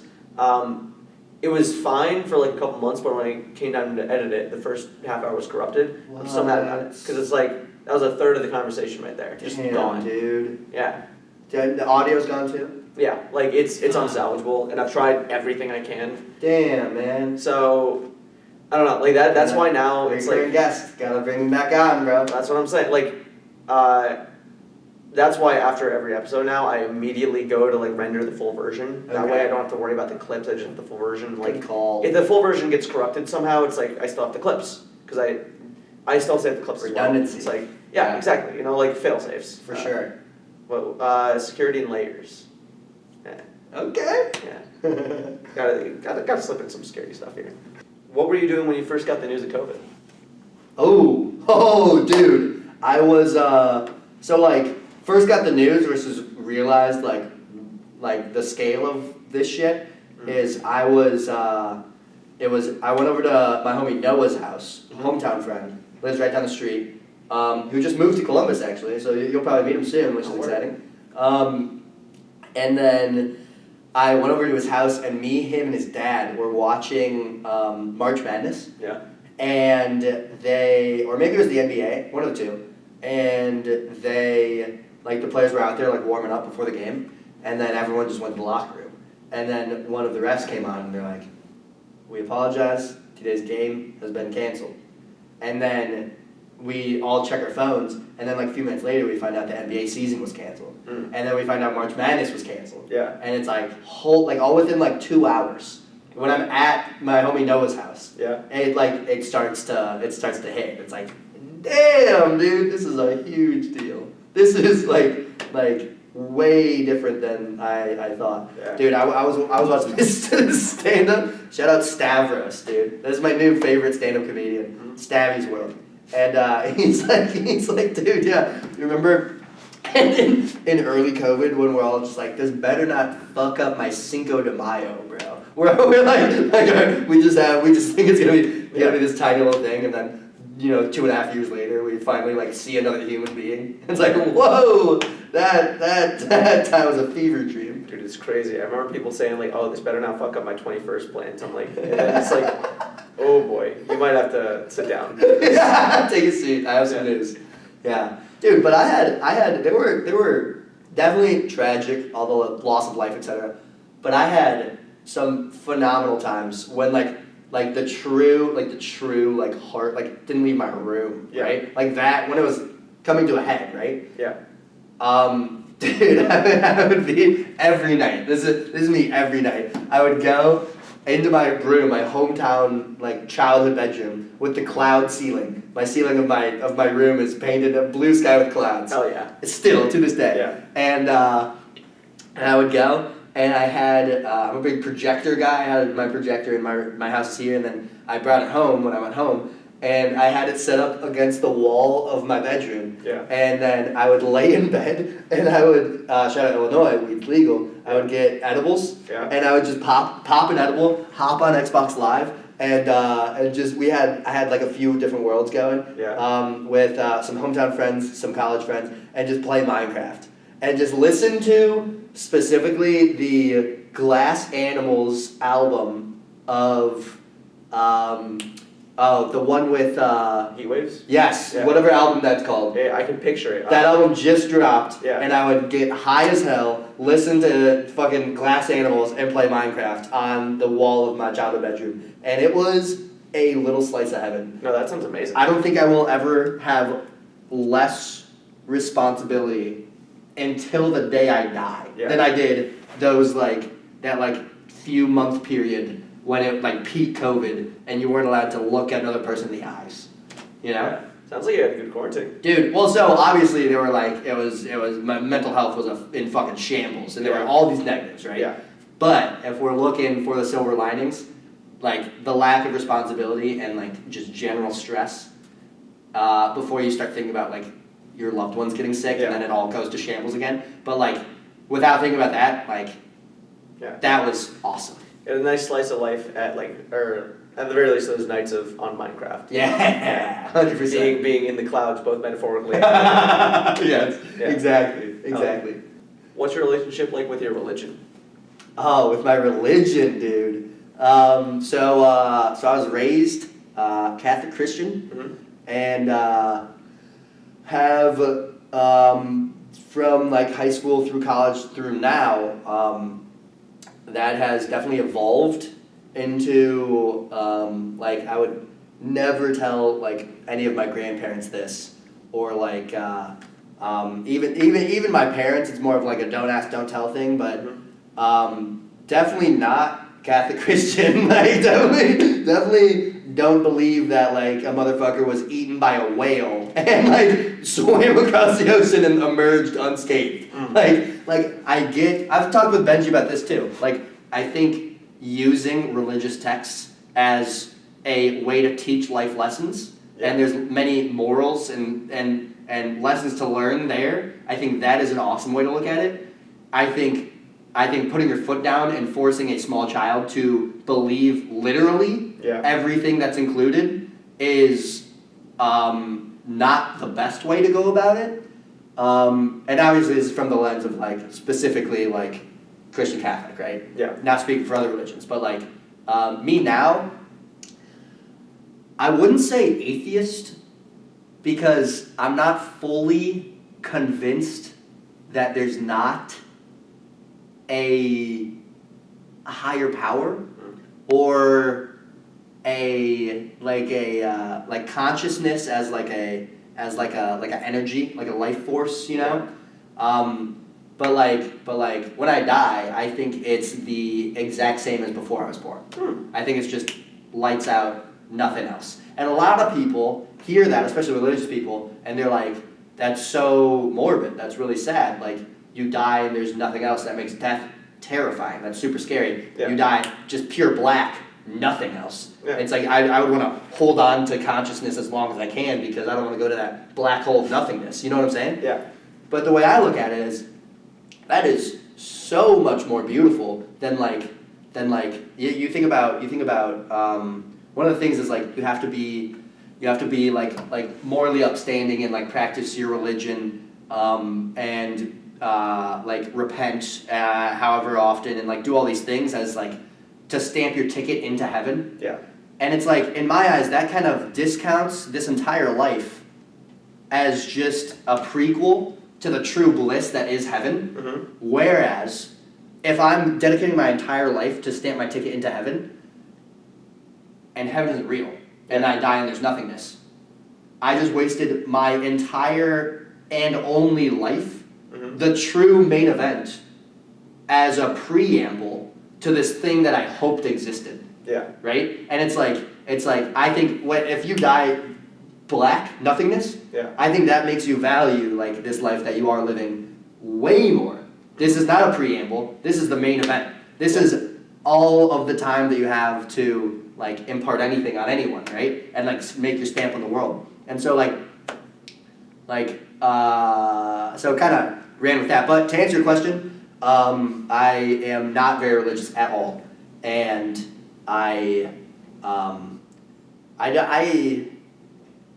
dude, because like when it comes to the question of like raising a child, right? Mm-hmm. And it's like, what do you want to impart on them? I don't know. I have no idea. Does that answer your question though? I think so. Yeah. Okay. It sounds like agnostic with some tweaks to the religion itself. It sounds like valuing the morals, but not a lot of the specifics. Yes. Bingo. No, that's spot on. Yeah. Yeah. I agree. I think that the best thing religion can do is instill morals because they're all based in being a good person in some Hell way yeah. or another. 100%. Obviously, it can be skewed to other stuff, but yeah, no, it's interesting because I feel like a lot of people, like, I don't know if it's our age or our generation or whatnot, but it's like a lot of people are more, like, have skewed away from, like, the hand of God religion kind of stuff. And yeah. I do wonder about that. Like, if it's just that's how you are in your 20s, or just that's our generation, or whatnot, No, dude, see, that's an excellent point, because it's like, is this something that every generation, when they're just like young and stupid, just like thinks? Yeah. Like, oh, I'm gonna go against what my parents like raised me on, right? Or is this a like evolution thing? Yeah. And it's like, okay, it used to be church and state. Those church and state got separated. Then like religion, like power dropped dramatically. Still crazy powerful, right? Yeah. And then if you look at like religious adoption on the macro scale, like globally, year over year, just straight decline. So it's like there's an interesting. Some people believe that it's like part of evolution is like moving away from religion. I don't know if I'm there, but it's an interesting question for sure. I do wonder where the trend comes from. Yeah, because having it be an evolutional thing would be wild. Like right? like having like simpler organisms like worship. Single cell organisms have a god. That's fucking wild. I haven't thought about it like that. Yeah, that's nuts. But I mean, you think about like ancient Greece, right? Like their religions are like we know that no one rides in a chariot across the sky to be the sun every day, right? Yeah. Because we've just like scientifically developed, and we know that like a human can be swallowed by a whale and like live for like weeks on end and then emerge unscathed. And it's like a lot of these stories scientifically are often butting heads. Yeah. And then it's like does that discount the entire thing? I don't know. And at the end of the day, it's like I'm sitting here being like I think when I die it's black. Yeah. Nothingness. And like there's a chance that I have all of these beliefs and I don't believe in God, and then I live my entire life, I die, and then I walk up to the gates of heaven, and it's like it's all true, and I have to like live with the fact that I'm like I did not believe any of that, and like don't get it. Yeah. Like if that is all true, and like every religion except for one is wrong, which would also have to be true. Yeah. Which people like glance over as well. Yeah. Like, I would very much be wrong. Like, hand up, wrong. But like, that's the risk that I'm willing to live with. I think anyone that like says that they know what the afterlife or what happens after you die is like kidding themselves. Like no one knows. Facts. Or like we'll figure it out when we get there. And like, I mean, it could like it even could be different for different people. I mean, like maybe there's a Jewish heaven, maybe there's a Christian heaven, maybe it's black if you believe it's black. Like at the end of the day, like the only thing that we know about after you die is that we don't know. Yeah, which I think that's one of the most interesting like theories is that everyone's heaven corresponds with what they believe heaven is, and so like all the different religions have different versions of their afterlife, and then like people who don't believe it don't get to experience that like eternal bliss, and or like we're just in a fucking petri dish of some like super advanced civilization running on a fucking SD card of some really old computer of some super advanced civilization, and like there's 100 million different versions of this with a tiny little tweak, and it's like, let's see if we give them 6 fingers and then run the simulation for 1 billion years. Let's see what happens. And like just giving us a 6th finger just has all of these changes, you know? Wait, I'm really glad Hudson's not here because you know how he would be going off right now. Dude. That man loves the simulation theory. Don't get me wrong. I mean, at the end of it, like you said, it could be a simulation. We could like all this other shit. We just don't know. Yeah. And like that's part of the beauty, part of the terror of life is you don't know. You just deal with it. And dude, and it brings into the question like the red pill or the blue pill. Like if this was, would you want to know? Or would you want to live your joyous existence until you die? Because ignorance is bliss, but I mean, it's still ignorance. Yeah. What is your biggest regret? Probably not buying Bitcoin sooner. Really? I mean, no, not actually. I don't think I don't like have like a regret that hangs over my head and haunts me, you know? And if I did, that would be a very easy answer. But I'd have to really think. Because like, immediately when I hear that question, it's like I just jump to all of my like major life decisions. Yeah. And it's like, your biggest regret, you know, in theory probably has something to do with one of your biggest choices that you think you made incorrectly. And like, to date, I don't think I have, or I don't think like not that I've made all the right decisions, but like far from it, but like I don't have one that like hangs over my head, you know what I mean? And then so if you go past major life decisions and just go to like down the list to like smaller deals, I don't know, nothing really hangs over my head like that. But like big life decisions, coming to Ohio State, going to Asia. Oh, dude, I had a tough one when I was choosing where to work post-graduation. Yeah. And because I had already accepted with Crow, downtown Chicago, doing consulting. Yeah. And then I got the River offer, and much later. And, you know, I was for Chicago, I was for Columbus. You know, much more stable and sturdy, doing consulting than working with magic internet money. And like all the commotion in the industry, etc. And that was a really tough one. I thought about that one for a very long time and asked a lot of people. But then at the end of the day, it's like, holy shit, man, I am so glad I made the decision I did. Oh my God. Being able to go to work every day in an industry that I'm passionate about, and an industry that comes up organically in conversations like this. Yeah. And you can just, I'm confident that the passion just like comes through, and the fact that I can just rant about it for hours. Yeah. And it's like, that is such a beautiful privilege that is, like, I was not giving enough weight when I was making my decision. And luckily I came to, like, knock on wood, what I think is the right decision. You know, I get a call, I'm fired. but like, and I might be, you know? Like, it might all crash and burn, but already, like, especially working in a small company, like, the responsibility and scope of things that I get to see and deal with a company with 44 people versus 44,000 people with Crow, it's like night and day, man. So that was a big one. Very glad. But truthfully, I think if I had chosen Crow and I was making consulting money, and I was working downtown Chicago, and we were sitting in this room having this exact same conversation, Probably say the same thing. I think I would be like, yeah, I'm happy I made that decision. Yeah. I enjoy what I do, and even if the job isn't fulfilling, I'm confident that I would have evolved to my reality and gotten that fulfillment outside of my work. You know, and it's like, yeah, this is awesome. I'm living in Chicago. Like, let's fucking go. Yeah. And so I think inherently, like it's more of like a mindset thing. It's like once the decision's made, I try not to dwell too much on what the reality of making the opposite decision would have looked like, because I don't think that's very productive. Yeah. And I think my mental health would be fucked if I did that with every decision I made. Yeah. So, yeah.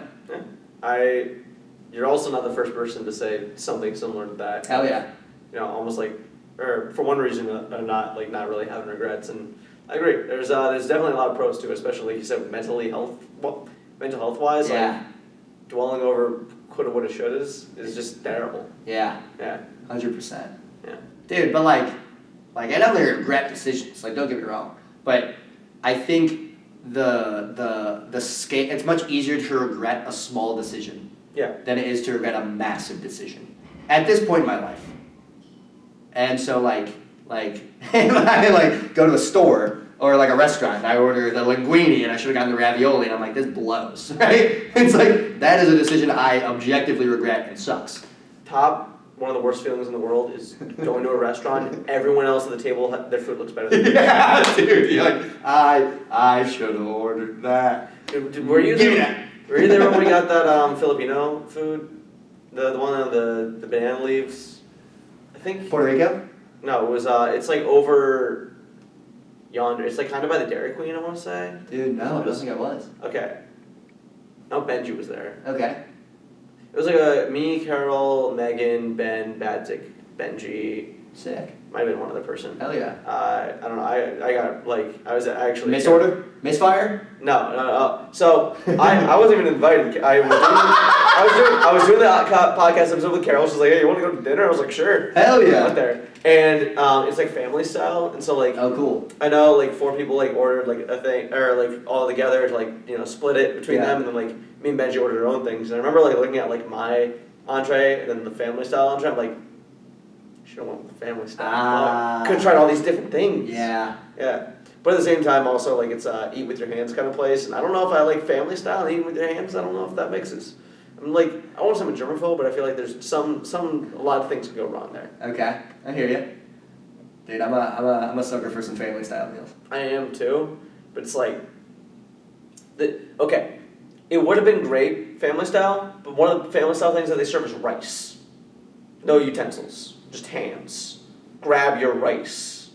It's a little weird. Dude, I would eat when my favorite lunch spot in Singapore was this biryani place. Yeah. It was like an Indian food spot, and there were a lot of like native like traditional Indian people who would go and eat at this place. Yeah. And dude, like the whole nine, like all hands. Yeah. Dude, yeah, like bun down and tie, and they're just like fucking going to town, dude. No, don't get me wrong. I fuck with it. It's just like, I'm glad I got a meal for myself just because of like I got like I don't have to share the rice hand like it's a weird like You chicken. are a germaphobe, man. No, chicken.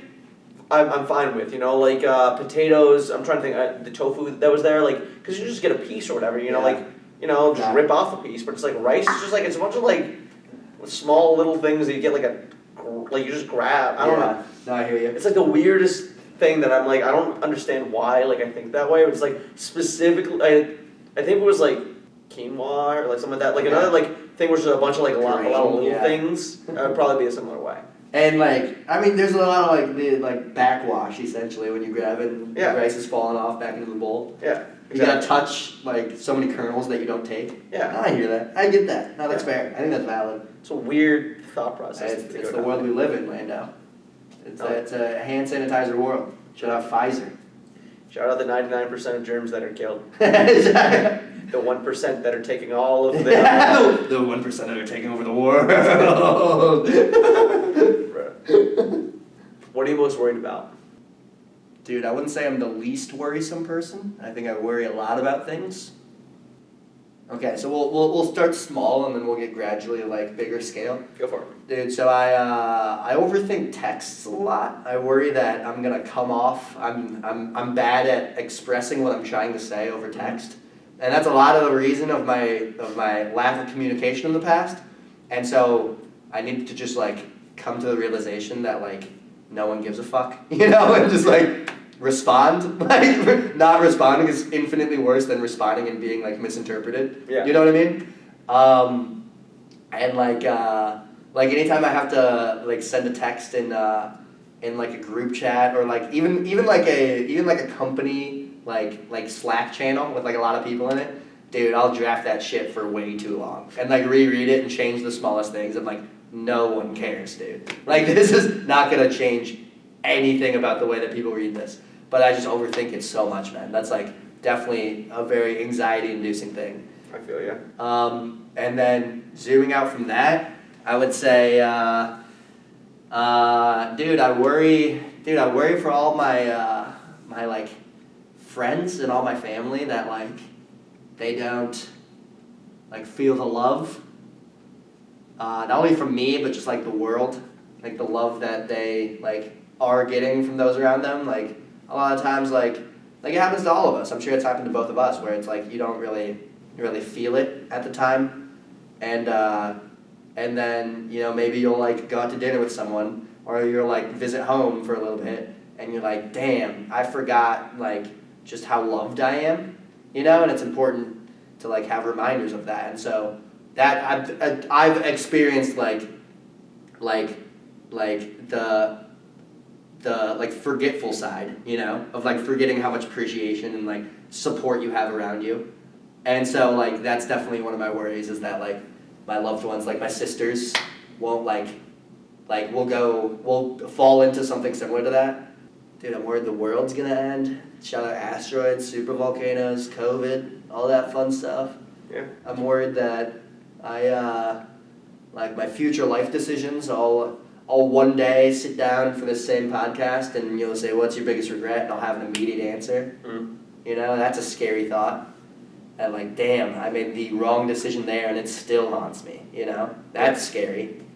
I worry that like marriage is scary and the thought of that, you know?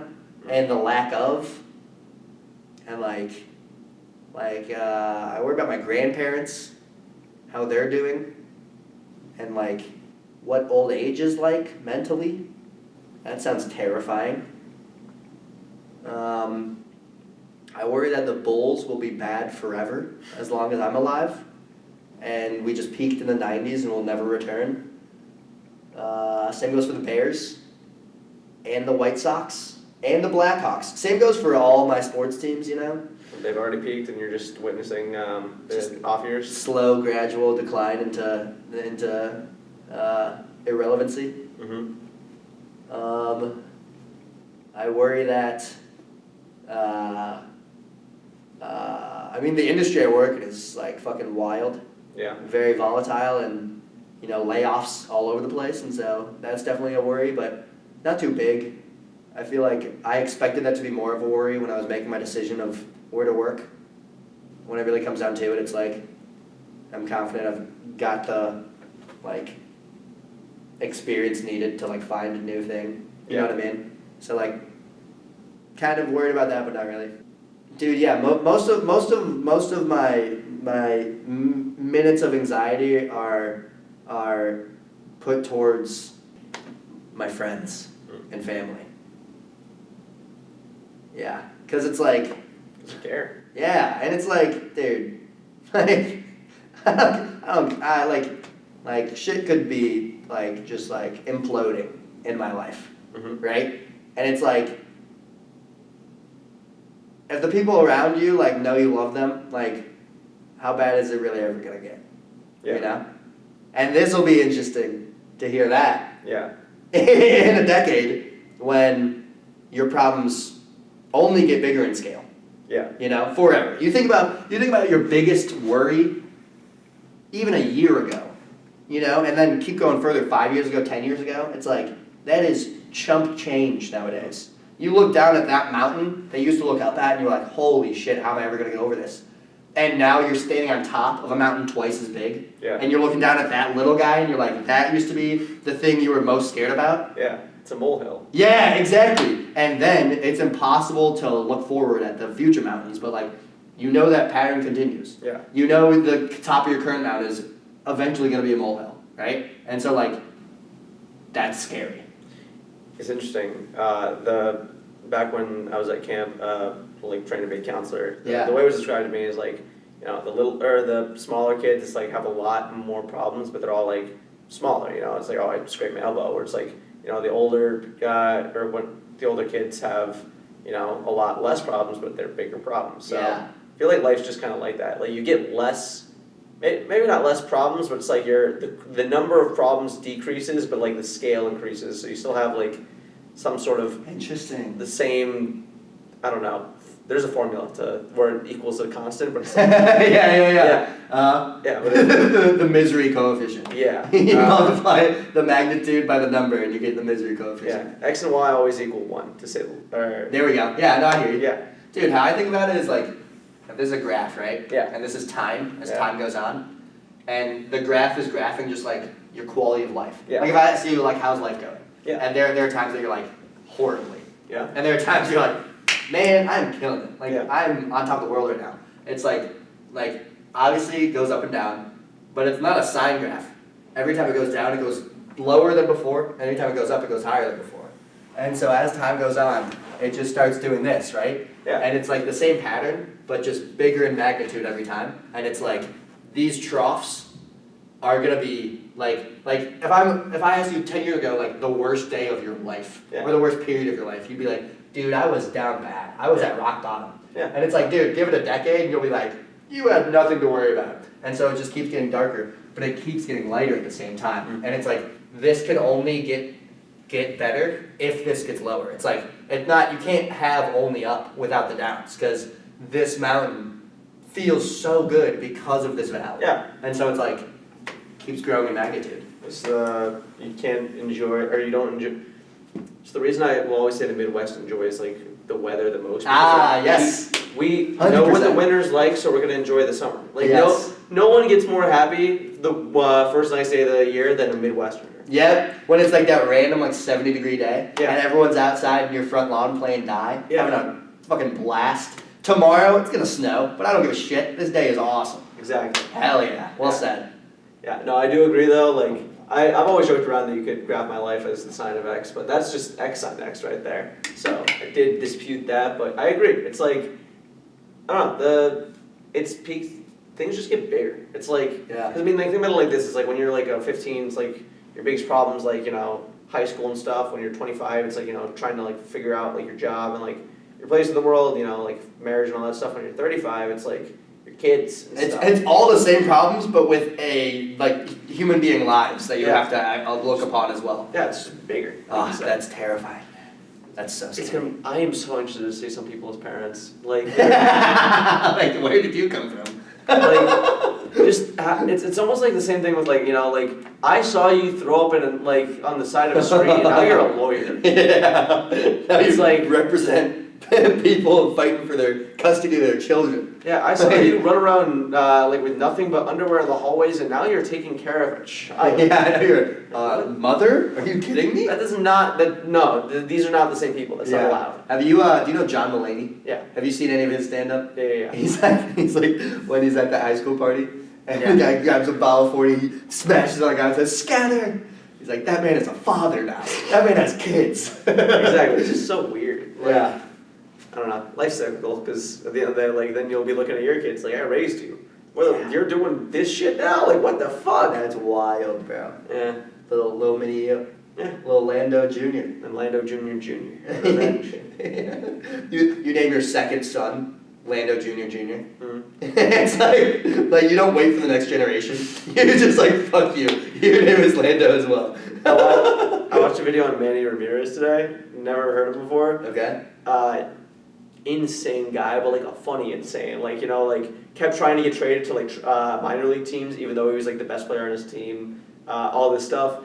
And one of the things that stuck out to me was he named his second son Manny Jr. after he already named his first son Manny Jr. Like he opened up what you know like this like where like the scoreboard almost for baseball where it's like they have like a the inning like the score and stuff. Yeah, It was like a door right there. Apparently, Yes. like in the middle of the game, he went to go pee in there. He's like, I figured it out. Like it's a 17-minute video of just all of his antics. And it's just fucking hilarious. Jeez, dude. You know George Foreman, like George Foreman Grill. Oh, his kids. I think he's got like 8 kids. Yeah, and they're all named George named. Foreman. No, the one girl, the girls are named something else. Oh, really? It's like Big Red or something like that. Oh, like God. Something stupid. Dude, you know what I'm naming my first daughter? What? Big Red?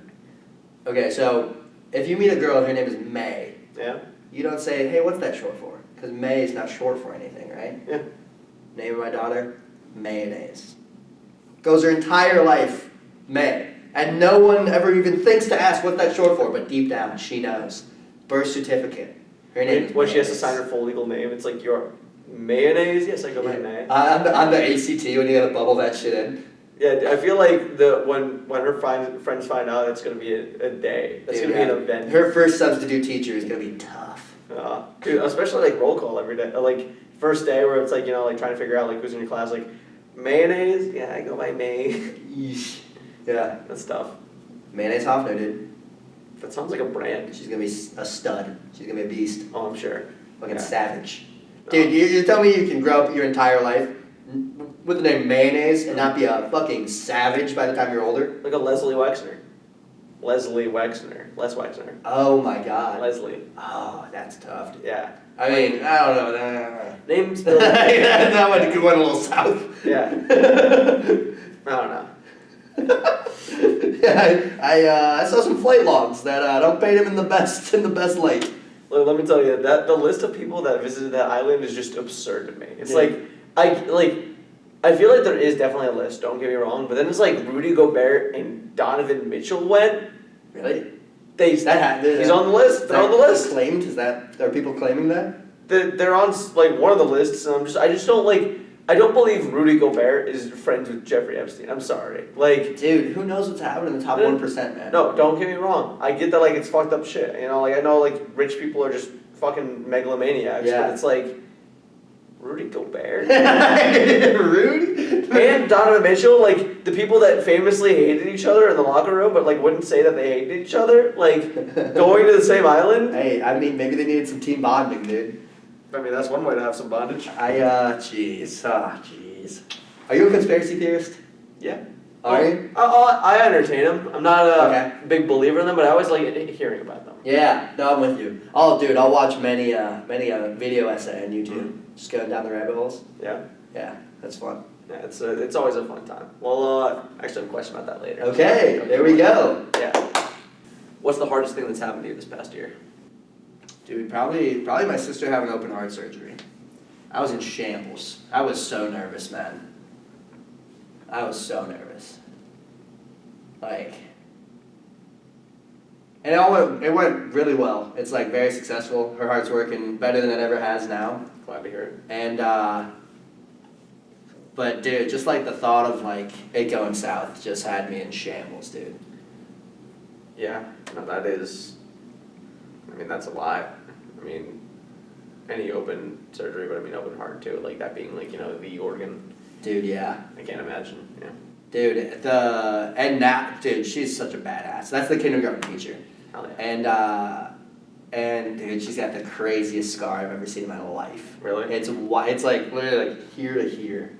Like just imagining like what it would look like open. Mm-hmm. Like That's fuck terrifying. that. Yeah. Holy hell, dude. Yeah. Like just like with little clamps like pulling your rib cage apart. Yeah. So they could fix a valve in your heart. Yeah. Put in I think it was a shit. I don't want to misquote this, but I think it was from like an animal, like part of animal heart, like valve that they replaced her valve with. Interesting. And I want to say it was like a cow. Don't quote me on that though. And It's gonna be hard to considering. it's just like modern medicine, bro. Like Yeah. what the fuck? Yeah. Dude, you want to hear another crazy story? Yeah. So my sister, PA school, right? middle of nowhere, Nebraska. So, like, gets exposure to a lot of things, right? If you're like working like downtown Chicago, you probably don't get exposure to a ton because there's just so many people there. You're not gonna be the person, right? But anything that possibly goes through that hospital, like you're seeing, right? Which is awesome. But she was on her cardiothoracic surgery rotation. Cardiothoracic meaning anything in the chest, so mainly like heart and lungs. Yeah. And her last day, someone needed a lung transplant, full lung transplant. Jesus. And so she gets in the person is in Nebraska who needs the lungs. She gets in a car, picks her up, drives her to this like tiny little airstrip. Her and the head surgeon get in this private plane, fly to Dallas, your favorite Texan city. Sure, yeah. Land in Dallas, another car, drive to the hospital. And they get there, and there's like this person who's like on life support. Yeah. And dude, I don't know how. Me and my sisters could not have careers that are further apart from each other. Yeah. I could not do either of their jobs, dude. But so there's someone on because you have to. I think it's 15 minutes after they pass that you need to like get the organs for them to still be valid. And so, like, it's morbid, but, like, you have to keep this person alive until the surgeon's there, and then you pull the plug. Yeah. And it's like, fuck, dude, that's tough. But, long story short, she gets there, to the person, lungs still in their body, right? Mm-hmm. The person passes, and then they have 15 minutes, and it's just her and the surgeon. And then they perform the, like, open chest surgery, whatever you want to call it, get the lungs out, put them in a cooler, put the lid on the cooler, get back in the car, drive back to the airstrip, fly back to Nebraska, land in the airstrip. It's like 2:30 in the morning now. Yeah. The surgeon's like, all right, you take those to the hospital. She takes the cooler, drives to the hospital, surgeon leaves, his day's over, gets there, the person is laying on the operating table who needs the lungs, and then watches the implant surgery until the lungs fill up. She watched a human being get their lungs removed and a new pair of lungs that she just took out of someone in Dallas, fill up with air, put back in their heart, in their chest cavity, plug them in. Who knows how you do that, right? And then watch them fill with air as the person breathes down their nose. That's absurd. Is that not the craziest shit? Dude, that's fucking wild. Like, I didn't realize that, like, they went, like, point to point. Like, right? Like, I always figured there was, like, some sort of process of a bunch of handoffs. I didn't realize it was, like, or how common that is, but, like, doing that at all, like, that's wild. How insane is that? And the fact that like, obviously, you've never met my sister. Like, knowing her, too, just makes the whole thing even wilder. It's like, yo, like, what? Yeah. Like, I wouldn't want you giving me a shot. Let alone extracting someone's lungs and putting them in another human being. Yeah. Crazy, man. Modern medicine is wild. It's crazy to think how, like, obviously there's a lot of stuff that's not cured, but how many cures we come up with, or, like, treatments are better, or, like, Facts. I was watching a little, like, video on the Bionicle creator yesterday. Oh, the action figures? Yeah. And apparently, so the way he came up with it is like, what the fuck? Okay. Shut up! No, Bionicle's I sick. love that. I love that. He came up with my recommended. Nah, like, dude, that's some bullshit that would pop up on my YouTube page and like I'd click it. Yeah, I'd be like, whatever happened to the Bionicle guy? Yeah, it's like 48 minutes. You're like, fuck it, I got time. Yeah. So the inspiration for Bionicle was actually he had a tumor like in a part of his brain that's like essentially inaccessible because it's just so hard to get to. Whoa. So he had to take these pills every day, but like the problem with the tumor is like, because it was still there, it's like, if you didn't take the pills, it's like, the side effects from that would be shitty, but it's like the side effects from the pills was also really shitty. So like imagine that like, his pills having like little soldiers that like go into the body, like do they even know why they're there? They're going to fight stuff, which like I think like mostly like the story of Bionicle is inspired by that. But then like a couple of years later, like a breakthrough happened where instead of daily pills, it was weekly or bi-weekly injections, and all the side effects went away. Wow. So like this thing that you used to have to like have all these terrible side effects for, it's just like not even a burden anymore. Yeah. Just like it's a thing that you have to like obviously like get some medicine for, but it's like, that's it. Holy shit, dude. And it's like, the flu used to be claiming people. Yeah. Like, the flu, like, we've both, for sure, had the flu. Yeah. And, like, that used to be like, sorry, game over. Yeah.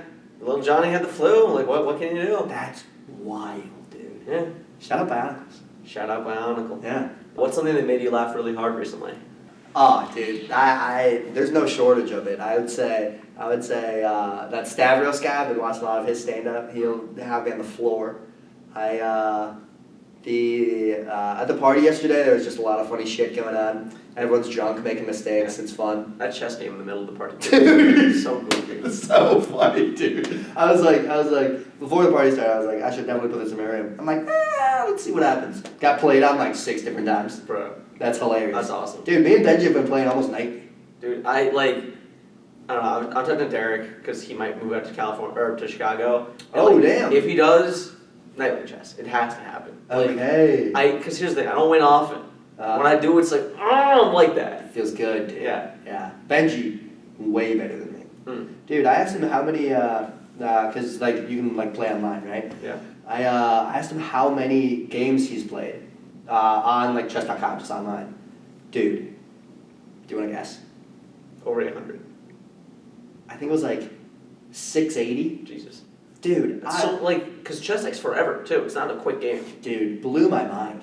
I was like, damn, no wonder I'm getting my ass handed to me. The man's got experience in the field, and that's just chess.com. Hey, but the occasional mate, oh. That's what I'm saying. Oh, feels so good, dude. It's like, it's like obviously great to have competition where it's like a back and forth thing, but it's like, when you're so used to getting your ass whooped and you finally get that dub, it's like you earn the fuck out of it, you know? Yeah. It feels so good. 100%. Yeah. Wait, what was, that made me laugh recently. Yeah. Dude, have some very funny conversations at lunch at work as well. Mm. Dude, one of the, not this time, but Anna and Liv came to visit like a few weeks ago. Mm-hmm. And just the 3 of us, we were in Carol's place, even though Carol was out of town. And they were just staying there. And, and we got high and watched like old TLC shows.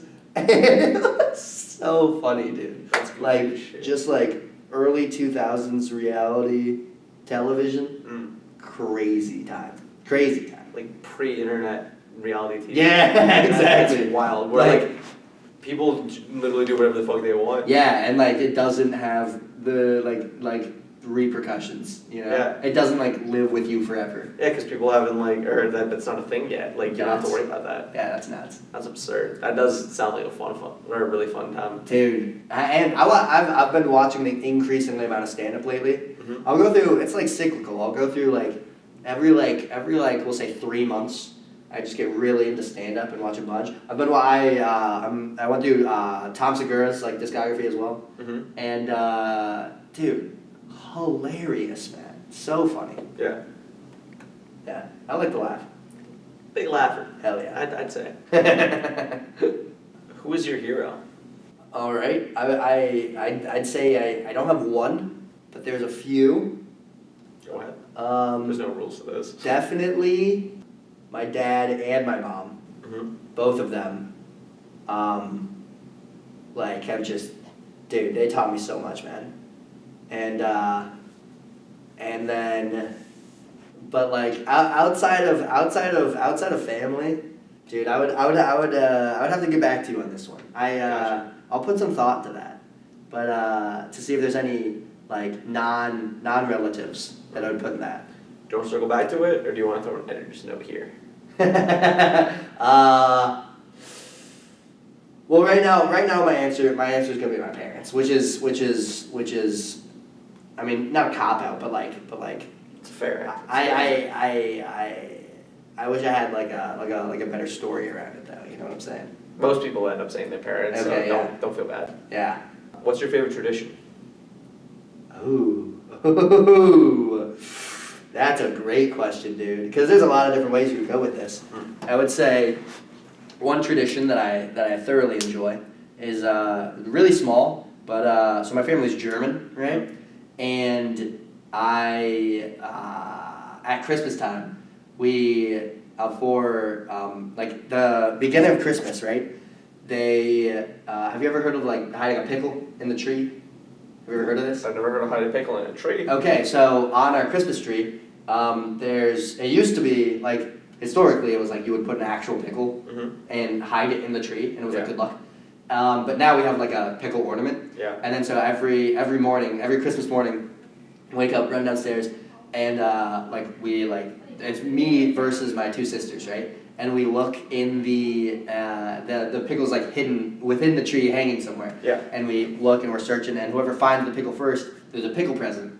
And then usually it's like either like candy or like a puzzle or like something that the whole family can enjoy. But that's fun. I like that a lot. And you know, traditions, like the longer they've been going, you know, the cooler they are. Yeah. And that's like, yeah, history. Dude, every Christmas since the day I was born, every Christmas I have a living memory of. Dude, there was a pickle that we were looking for, and that's fun. That's awesome. I would also say, let's think. What are some OSU traditions? Well, there used to be not merely jump, but True. RIP to that. Yeah, rip. Hate week, sex week. Dude, I just found out about sex week. Okay, speaking of sex week, so when I was at that career fair that I was talking about earlier, Yeah. there was in the union there were two different booths, Yeah. and they were right next to each other. And one was giving out free condoms. It was the sex week booth. Yeah. And the one right next to it was giving out free New Testaments. It was like the. You can't write something like that. You The, can't make that up. Yeah, exactly. It was like a religious like booth. Yeah. And it's like they're just right next to that war. That's It hilarious. was a turf war. It was awesome. Yeah. So naturally I went to both. Hell yeah. You gotta make sure you get both sides. You know? Exactly. I want to hear both points of view. That way you can win. And dude, yeah, I'll go with the pickle present. It's a good answer. Yeah. That sounds like a ton of fun. Dude, it is. Yeah. And we used to. This is back when like, no spoilers. Santa was real, right? And, Wait, what? and it was Saint Nick Day is December 6th. Yeah. And we would, this is like looking back, this is hilarious because we would all clean the basement on St. Nick Day. That was like the thing we did during St. Nick Day is the whole family would go down to the basement and clean it. Yeah. And it's like, obviously that's just my parents wanting us to clean the goddamn basement. Yeah. And B, obviously they're up there like putting the presents in the stockings, you know? Yeah. And like, it was mostly like candy and nuts. And a clementine for some reason. Yeah, shout out clementines, come on. Yeah, and but like dude, like could not be any more obvious that they they were Santa. But at the time I had no idea. I was like, oh, guess I gotta go clean the basement. Yeah. Saint Nick's coming. It's a smart. I admire your parents for doing that. Dude, I'm not yeah. gonna lie, 'cause that is sneaky. Dude, and I have my number one. I actually have a new one. When also looking back, it's like, dude, your parents were Santa, you dumbass. Yeah. We would, you know how you leave out milk and cookies? Sure. Dude, we would leave out milk and cookies and a beer. We would leave beer for Santa. And then we'd come down in the morning and it was like the cookie crumbles and then the empty, you know, thing of milk and then the empty beer can. And it's like, dude, my dad just wanted to get drunk on Christmas. He's up till 3 in the fucking morning, getting 2 hours of sleep, setting up all these presents for his kids. He's gonna enjoy a fucking beer. And like the fact that you so easily could have like just gotten a beer, but like didn't, you like got your kids involved in this and you're like, Santa wants a beer, we're gonna leave him a beer, is hilarious to me. So that's my number one, is Santa's beer. Yeah. I'm sure if Santa was a real person, he would fucking love that beer. Like, you can only have so many milk and cookies every night. You need some. Dude, and he's always got the beer belly. Exactly. I mean, there's no issue with it. You know, like I guess, can you get a DUI with reindeer? Was Santa a thing in your household growing up? No. No? I never had the heart to tell any of the kids that Santa wasn't real. Okay. I let them do their thing. You know? Did you? Yeah, I did. I I never said anything. Yeah. When people were like, "Oh, Santa's not giving you presents," I'd be like, "Yeah, guess he's not." I would just like. Joke's on you. My celebration's how many days? 8 days. 8 days, motherfucker. Yeah, but it's like one present a day versus like the Christmas thing where it's like 1 million presents per person per like hour. I hear you. Yeah, I don't know. I love Christmas, to be honest, though. Like, I don't celebrate, but I love the season, the festivities, the spirit, Yeah, the songs, spirit, for the sure. smells, Ooh, nice. everything just feels better. during Hell yeah. Christmas. Hell yeah, dude. Yeah. Let's go. What's the best thing that's happened to you this past month? Dude, so work's been going really well. Getting more like exposure to like CEO, COO, that type of stuff. So that's going well. It always feels good to like get recognition from like the higher ups, you know. Also booking the trip to Japan. Yeah. I'm very excited for that. That's something I'm very much looking forward to, and to finally like stamp it in the books. And one of Brady's coworkers owns a ski lodge in Niigata in Japan, so like Hell yeah. that was the motivation. And so like hopping on a call with him, Donald, Yeah. like made it feel very real, and it's very exciting. And then dude, that party yesterday was a ton of fun. That was a ton of fun. I'm glad that went well. I'm glad Benji felt the love. He got sauced. I looked over at one point and he's just like taking rips of tequila. I'm like, go birthday boy. Go birthday boy, go. Dude, which is even crazier because that dude is a tank. Mm. Like, dude, because you know we'll pregame together a lot, Yeah. right? As we like go out to bars, and or like go wherever we may be going, and dude, like he'll just take like twice as many shots as I do, Right. like for the pregame, like literally just like for every one I pour, he'll pour 2, and like do them and be sober, like He's a hoss. like sober, and I am hammered. And at the pregame, and it's like, you are insane, man. I'd rather be hammered at the pregame than sober. I'm not gonna because then you don't have to spend money when you go out.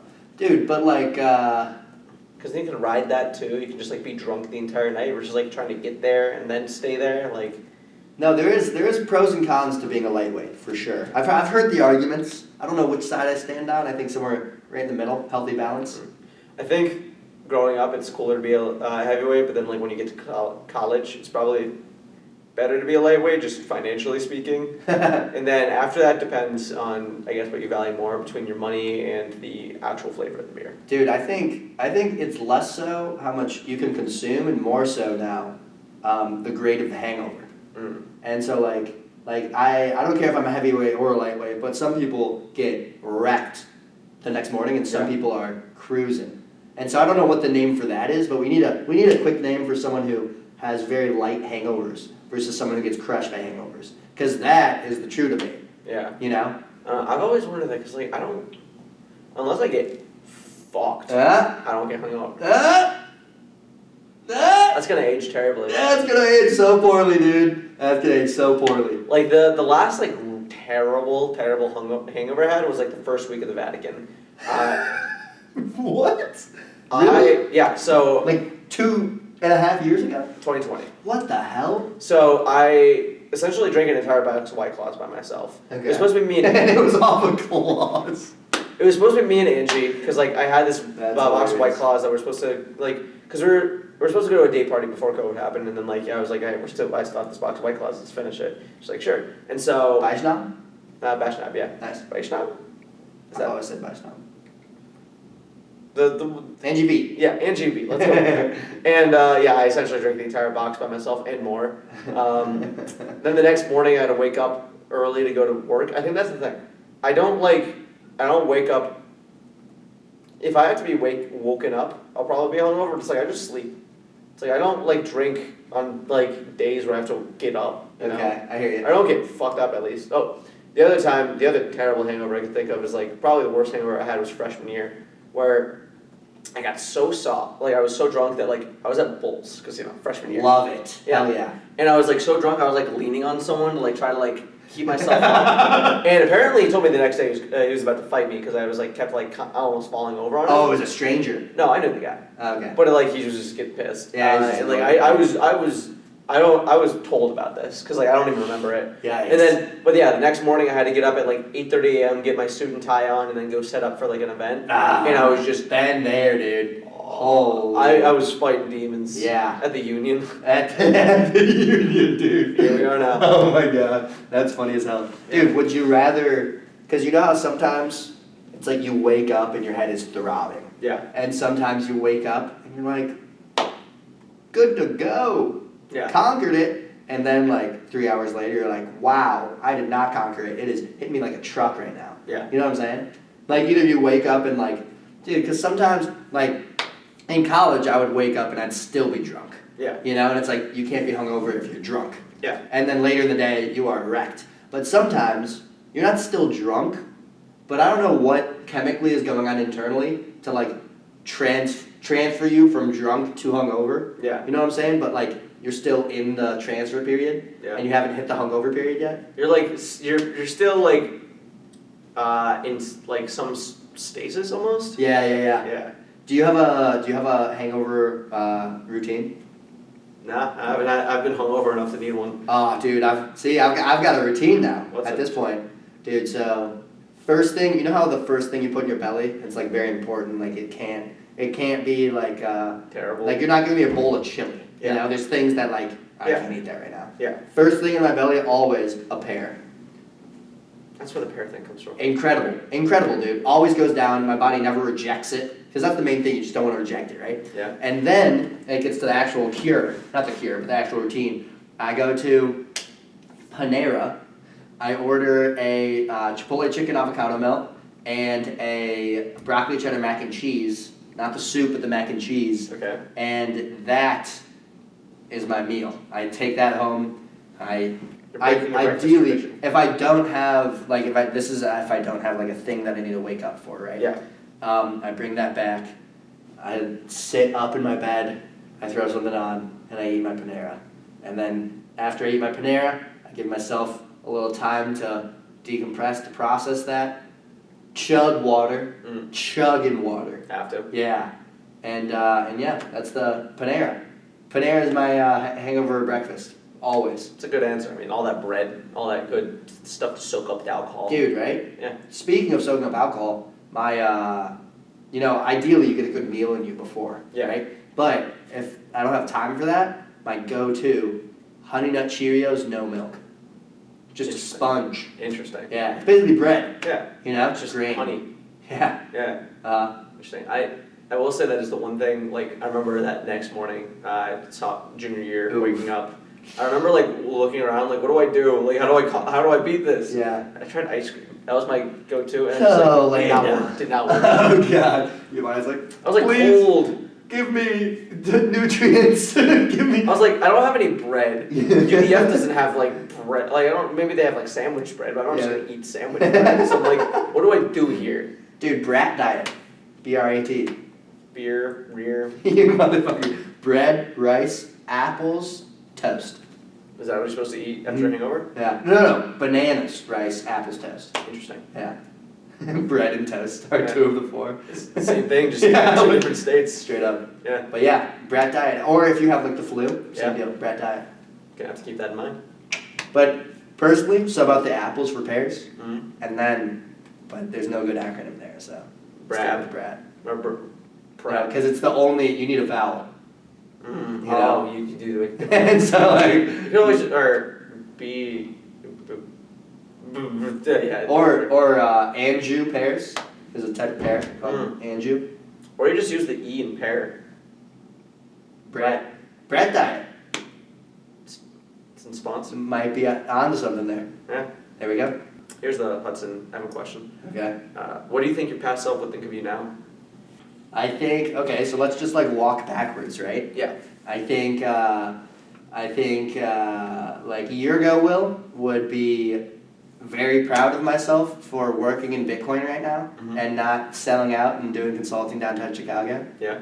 I think he would be a little annoyed that my communication skills haven't developed.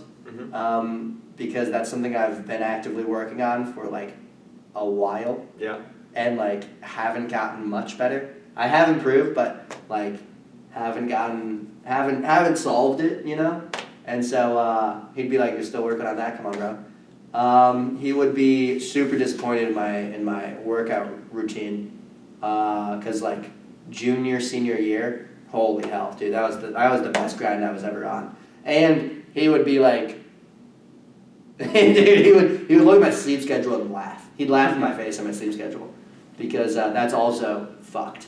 Yeah. Right now, that's very cyclical. Yeah. You know, you get in phases where you're like, I'm on it, Trust me, I know. and then you get in phases you're like, dude, how? I'm in that right now. Really? Yeah. It's a struggle. Like enough hours, just the wrong hours, or not enough hours? I've always struggled with falling asleep Okay. and then also waking up. That's a tough combo. Yeah. No, because like I bought an alarm clock that has like a thing you plug in. Dude, I always struggle with standing, but also sitting, and laying down is not my strong suit. You know, you make a good point there. I actually, but you know, like in like high school, I go to bed like 5, or I fall asleep at 5, 6 a.m. just because like I just couldn't fall asleep. And then wake up when? And then I'd wake up for like at like 7. Damn, dude. But the reason I say I struggle with waking up is because like I just like my brain doesn't process my alarm going off anymore. It's just shut it out. It's like background noise. Yeah. So what I did was I got this alarm clock. Okay, I think I might have the same one. Which one is it? The one with the like pillow vibrator.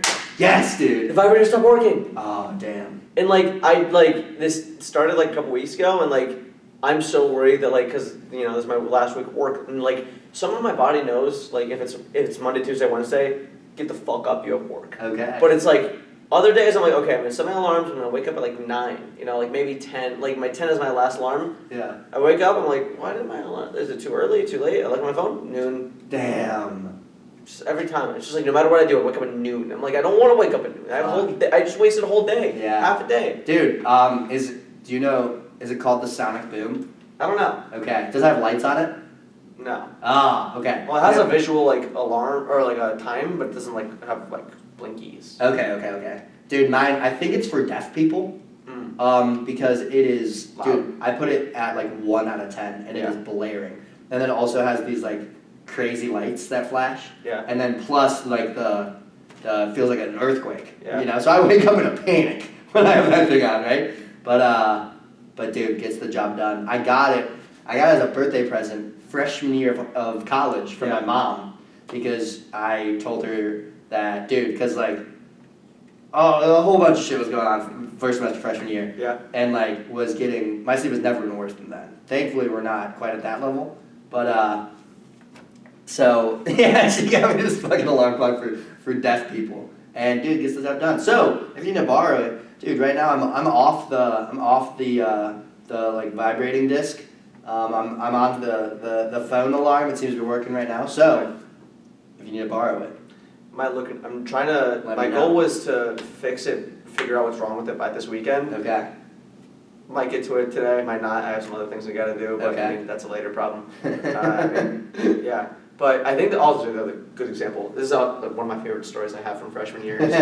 Okay. So Josh Badzik, his roommate like needed the room overnight. I mean, he doesn't have games, so it wasn't that. No offense to Josh Badzik's freshman year roommate. Dude. But catching a stray. What the hell? he doesn't like the kid. I'm not even gonna say his name. Okay. But so freshman year I had drill rap as my alarm music because like I was like that might wake me up, right? It's Nice. like aggressive. Nice. And then Evan had a specific alarm that was like a specific app that like it was supposed to be louder than your actual alarm. Damn. And so my alarm's going off, I'm not waking up to it. His alarm's going off, he's not waking up to it. And Bazik just thinks that World War III is starting because he's just hearing a mix of like the nuclear like alarm sound and drill rap. God damn. It's a hilarious thing to think about because like that describes me and Evan perfectly because neither of us wake up. We're so bad at that part. Yeah. What do you think your purpose in life is? Dude, I think it definitely has something to do with the other people in my life. Mm-hmm. I feel like a lot of the people in the world that are working on the biggest problems, and like the Steve Jobs of the world, if you will, and don't have they're like a lot of people. It's like, what is your purpose? It's like, oh, I'm gonna solve global warming. I'm gonna build something that's gonna help billions of people. I'm gonna make communications like available to the globe, etc. Yeah. And it's like when you think of what is your purpose in life, you think of those big problems to solve. But then oftentimes the people solving those problems sacrifice the interpersonal connections in order to conquer this massive goal. and then they're not happy at all. You know what I'm saying? And it's like I don't want to like I have ambitious goals for sure, right? Yeah. For like my career and otherwise, but I don't want to sacrifice like the connections with people and like you know like picking my friends' brains and staying close with them and hearing about their ups and downs and hearing about the fights that they're fighting and the mountains that they've conquered and the mountains that they're currently conquering and their like failures and successes and whatnot. And it's like that right there. Like that's what matters, man. Like that's the important part. Yeah. And then you have like the awesome what was I watching recently? It was walking through this like old Italian village. Really? Where the people live to be like 120 years old. It's like the oldest city in the world, right? And it's like they do the exact same thing every day and go on this little walk on their cobblestone road and like make their own pasta and you know talk with the same people and they're like, oh hi, you know, and like see the same people every day and drink wine and like laugh with their friends. And it's like they don't give a fuck about bigger problems. Yeah. You know, they don't care about anything. You know, like that is just the connection that they have, and it's like, I feel like back to your question about worries. I feel like I hope that if I am successful career-wise in the future, I don't lose sight of that. I like it. Yeah. Are you fulfilled? I feel like that's not like an end state. It's not like I am fulfilled. Yeah. Like it's a constant like thing that you're working towards. Yeah. And more of like a North Star in which to aim your life. Yeah. You know what I mean? And like the North Star is fulfillment. That North Star aims a different direction for everyone, but that is the North Star that each individual person should follow for themselves. And so like, do I feel like I'm working the right direction? You know, some days yes, some days no. I think there's things, I think like interpersonally, like friends, whatnot, I think I have like great relationships with them right now. I think I have this great support system around me. Like flipping the tables and like looking at myself, I feel like I'm not in the best flow that I have been in the past, you know? Yeah. As far as like my diet and my exercise and shit is horrible right now, dude. Like it's really bad. And so dude, I need to remind myself to like work on myself, you know? I need to keep care of myself. Cause especially eating, dude, like I'll work these long days and like just disregard my own like health. Yeah. And it's like that's not there's a middle ground here. Yeah. So I want to get better at that. I like it. Yeah. Yeah. Do you think you'll ever be fulfilled? Dude, I don't think that's a finish line. I don't think that's a you ever cross the line of I am unfulfilled and then tomorrow I am fulfilled. I agree, but I think that there is some form where it's like you can be temporarily fulfilled, but you know, eventually you have to rechase it, almost like happiness, because I mean, you're not always happy. Interesting. Video, okay. Wait, let me just make sure my chair, okay, yeah, my chair's there. Hey, back in business, baby. Awesome. Yeah, I don't know how much storage I have, so. Okay, no luckily worries. we're almost at the end. Let's go, dude. Yeah. Where do you see yourself going in the next 5 years, both personally and professionally? Professionally, dude, hopefully still working in Bitcoin. I really like the size. I really like not like the 5-person startup, but like the 50-person startup. I love that size. So whether it's still at River, just climbing the ladder, or elsewhere, I would love to keep working at a company that size, and I would love to keep working in Bitcoin.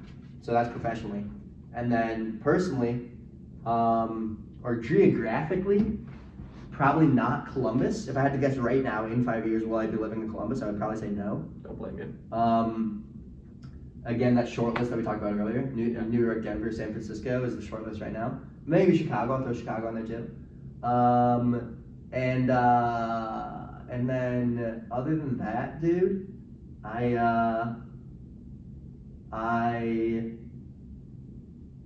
yeah, that's probably where I see myself. Any other like dimension to that? No. Okay. However you want to take it. Hell yeah. And then the last of the conversational questions. What do you want to have done by the next time we film another episode? I don't know exactly when that is, but 3+ years from now. Dude, I hope to make it to South America. That's the next continent I want to visit. Mm-hmm. That'd be cool. I hope to have a dude. So I've been playing with the dude. I'm going half marathon. I hope to have. In 3 years, I hope to have said I have ran a half marathon. Not going full marathon. We're gonna start with half, you know. And I feel like a like big looming physical goal would help me stay motivated to stay in the workout routine. You know what I'm saying? That'd be sick. Yeah. So that's the end of the conversational segment of this podcast. Okay. Wrapping up here, I just got some quick fire. Yeah. Questions lightning for you. round. Yeah. First one comes to mind. If you need time to think about it, go for it. Just Okay. Don't overthink it. Okay. This is a moment in the mind of William Sanders Hoffner. What's a song that's been stuck in your head recently? Dude. So recently we just had the '70s, the disco party. So a lot of '70s music. I'll go. That Madonna song. I forget what it's named, but it has the same beat as that one ABBA song that got really popular. I don't know the name, but also Rich Girl. I'll go with that, Rich Girl. Okay. I can throw the ABBA or the Madonna song. Yeah. There's no right here. Boom, right there. Yeah. What's the thing you binged recently? Binged? Yeah. Physical 100 South Korean fitness competition. Fucking awesome. What's the best book you read recently? Shit. Let me pull up Audible. I just finished a few books recently. Dude, I read the entire Percy Jackson series this past summer. Those were funny. But then, Permanent Record by Edward Snowden. It's a autobiography memoir type thing. Really, really cool. Talks about like surveillance, government surveillance too. Awesome book. What's the best show or movie you've seen in the past month? Physical Bay, but not reusing that one. I will go with, dude, I loved Far From Home, the Spider-Man movie with all 3 Spider-Men. Loved that movie. Banger. Yeah. Also, Last of Us. Also, banger. What? You haven't seen it, man? I've heard. Watch it. I will. What's your current job? Current job? Financial operations / data analytics for River Financial. Do you want kids, and so how many? Kids, yes, 4, 2, and 2. So every brother has a brother, every sister has a sister. Because I grew up, dude, I wish I had a brother. Absolutely.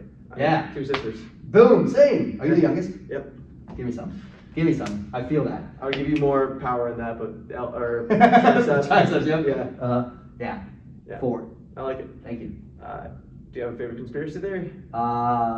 Epstein didn't kill himself. That's a good go-to. What's your favorite spot to eat nearby, whether it be sit down or fast food? Favorite spot to eat nearby will be to sit down shawarma bite and to take out lavash. I've been fucking with or Taj Mahal. I feel like I'd sit down at lavash more than anything. Okay, look at that. I love lavash. Dude. Also, Chocolate Cafe. Slept on. Also, they've got a turkey avocado croissant. Highly recommend. Gonna have to go. What is something you think that's underrated? Underrated. Cereal without milk. What's your biggest hot take? That's funny. I just used it. That cereal is better without milk. There you go. Yeah. What's your biggest pet peeve? Biggest pet peeve? Pessimists. I agree. What's your biggest insecurity? This one I actually got from Shiv. Okay. Like physical or like? Hey. Shit. Dude, I feel like just like I feel like probably right now, anytime I'm not working out, I get, we all struggle with that, like looking in the mirror naked. You're like, that's not what I wish I looked like, Yeah, I got you. Also, Big Nose Gang, give me some. Let's go. Sure. That was Chris. There it is. Golly. What's your favorite quality about yourself? My listening ability. You have a good listening ability. Thank you. Yeah. Do you have a favorite outfit? Favorite outfit? I do. It is, or favorite outfit or the outfit I wear the most? Outfit I wear the most, these black jeans. I have 2 pairs of the exact same ones. Wear them almost every day. Favorite outfit though, when I'm styling, I got this brown like collared shirt, vertical stripes. Dude, I love like brown scale, like that whole like color spectrum. Big fan. Oh yeah. Any pants or shoes go with it? Dude, I have I got this Lululemon gift card, dude. Holy shit, they make comfy shit. Shout out Lulu. Just got this. I'm afraid to get Lulu because it's like once I get it, I'm just Oh gonna my have to spend so much God, money. dude, it's insane how comfy this shit is. Yeah. It's So I've heard. Yeah. What's your biggest hobby? Biggest hobby? Yeah. I would say, dude, so I go through phases, just getting obsessed with different things. And so I'd say the longest running one, Bitcoin, just research, etc. But then other than that, I would say like whatever rabbit hole I'm going in at the time. So right now it's chess. Gotcha. Yeah. You're stuck on a deserted island. You can only bring one thing. Okay. You can't bring a boat or something. And if you bring any technology, it doesn't have self-service. What are you bringing? Probably books, as many as I can take. Good answer. Hell yeah. Who are your best friends? Ooh, right now, probably. Oh, dude, this is tough. Like where so like Shiv, Carol, Anna, Liv, Benji, Brady, Jamie, Pete. We'll start with that core. Yeah. Gotcha. What are you curious about? Dude, I'm curious about a lot. That kind of feeds my YouTube addiction as I just go down these crazy rabbit holes. Yeah. Right now, most recent one, probably, dude, there's this crazy, oh, shout out, oh, what's his name? It's this YouTube channel. He does like global, it's not politics, which is why it's awesome. It's like global development and shit. It's Chinese Belt and Road, and then Indian String of Pearls. Just Google those 2 things, rabbit hole, straight down. So that's my most recent one. I'll throw the channel name right up here. There we go. Shout them out. Yeah. What is something that you have to do every day? Well, so it's interesting because my days are objectively so much better when I eat breakfast. Yeah. Probably happens 50% of the time. So I can't say I have to because I only do it about half the time, but it does make a huge difference in my day. But what else do I have to do? Big water drinker, and other than that, dude, fresh air in the morning. So right now I get that through walking to work. That's big, but yeah, I need fresh air, sunlight. I like that. Yeah. What's your proudest accomplishment? Ooh, dude, probably living in Singapore for 4 months when I was 19. That is still fucking crazy. Yeah, working for UPS. Yeah. What's one thing you want to own? A gym in my house would be awesome. Also a sauna or ice bath. Like one of those like outdoor like specific ice baths. Those will all be sick. Yeah. Hell yeah. Or a dog. Can't go wrong. Yeah, but you don't own them. You adopt them. Yeah. They're For the family. Yeah, exactly. What do you think the price of gas would be by the next time we film? Oh, dude, fucking, who knows in this economy, bro? In dollar terms or Bitcoin terms? You can go Bitcoin. Dude, dollar terms, what is it right now? Let's think, like 380? 4, yeah, just under 4. Dude, I'm going 411. Good answer. Where do you want to visit next? South America. Good answer. What's one piece of advice you have for yourself, for the world, for me, whoever? Oh, piece of advice. Listen more and talk less. We have 1 mouth and 2 ears. There we go. Kind of vibe. Bingo. Yeah. And then last but not least, top 5. I'm going number 1, long car ride, first piss. Oh my God, euphoric. Number 2, a good laugh with a good friend that neither of you can stop. Yeah. Number 3, we're going nice, crisp, cool, nasal inhale at the top of a strenuous hike. overlooking the view that you've conquered, like a,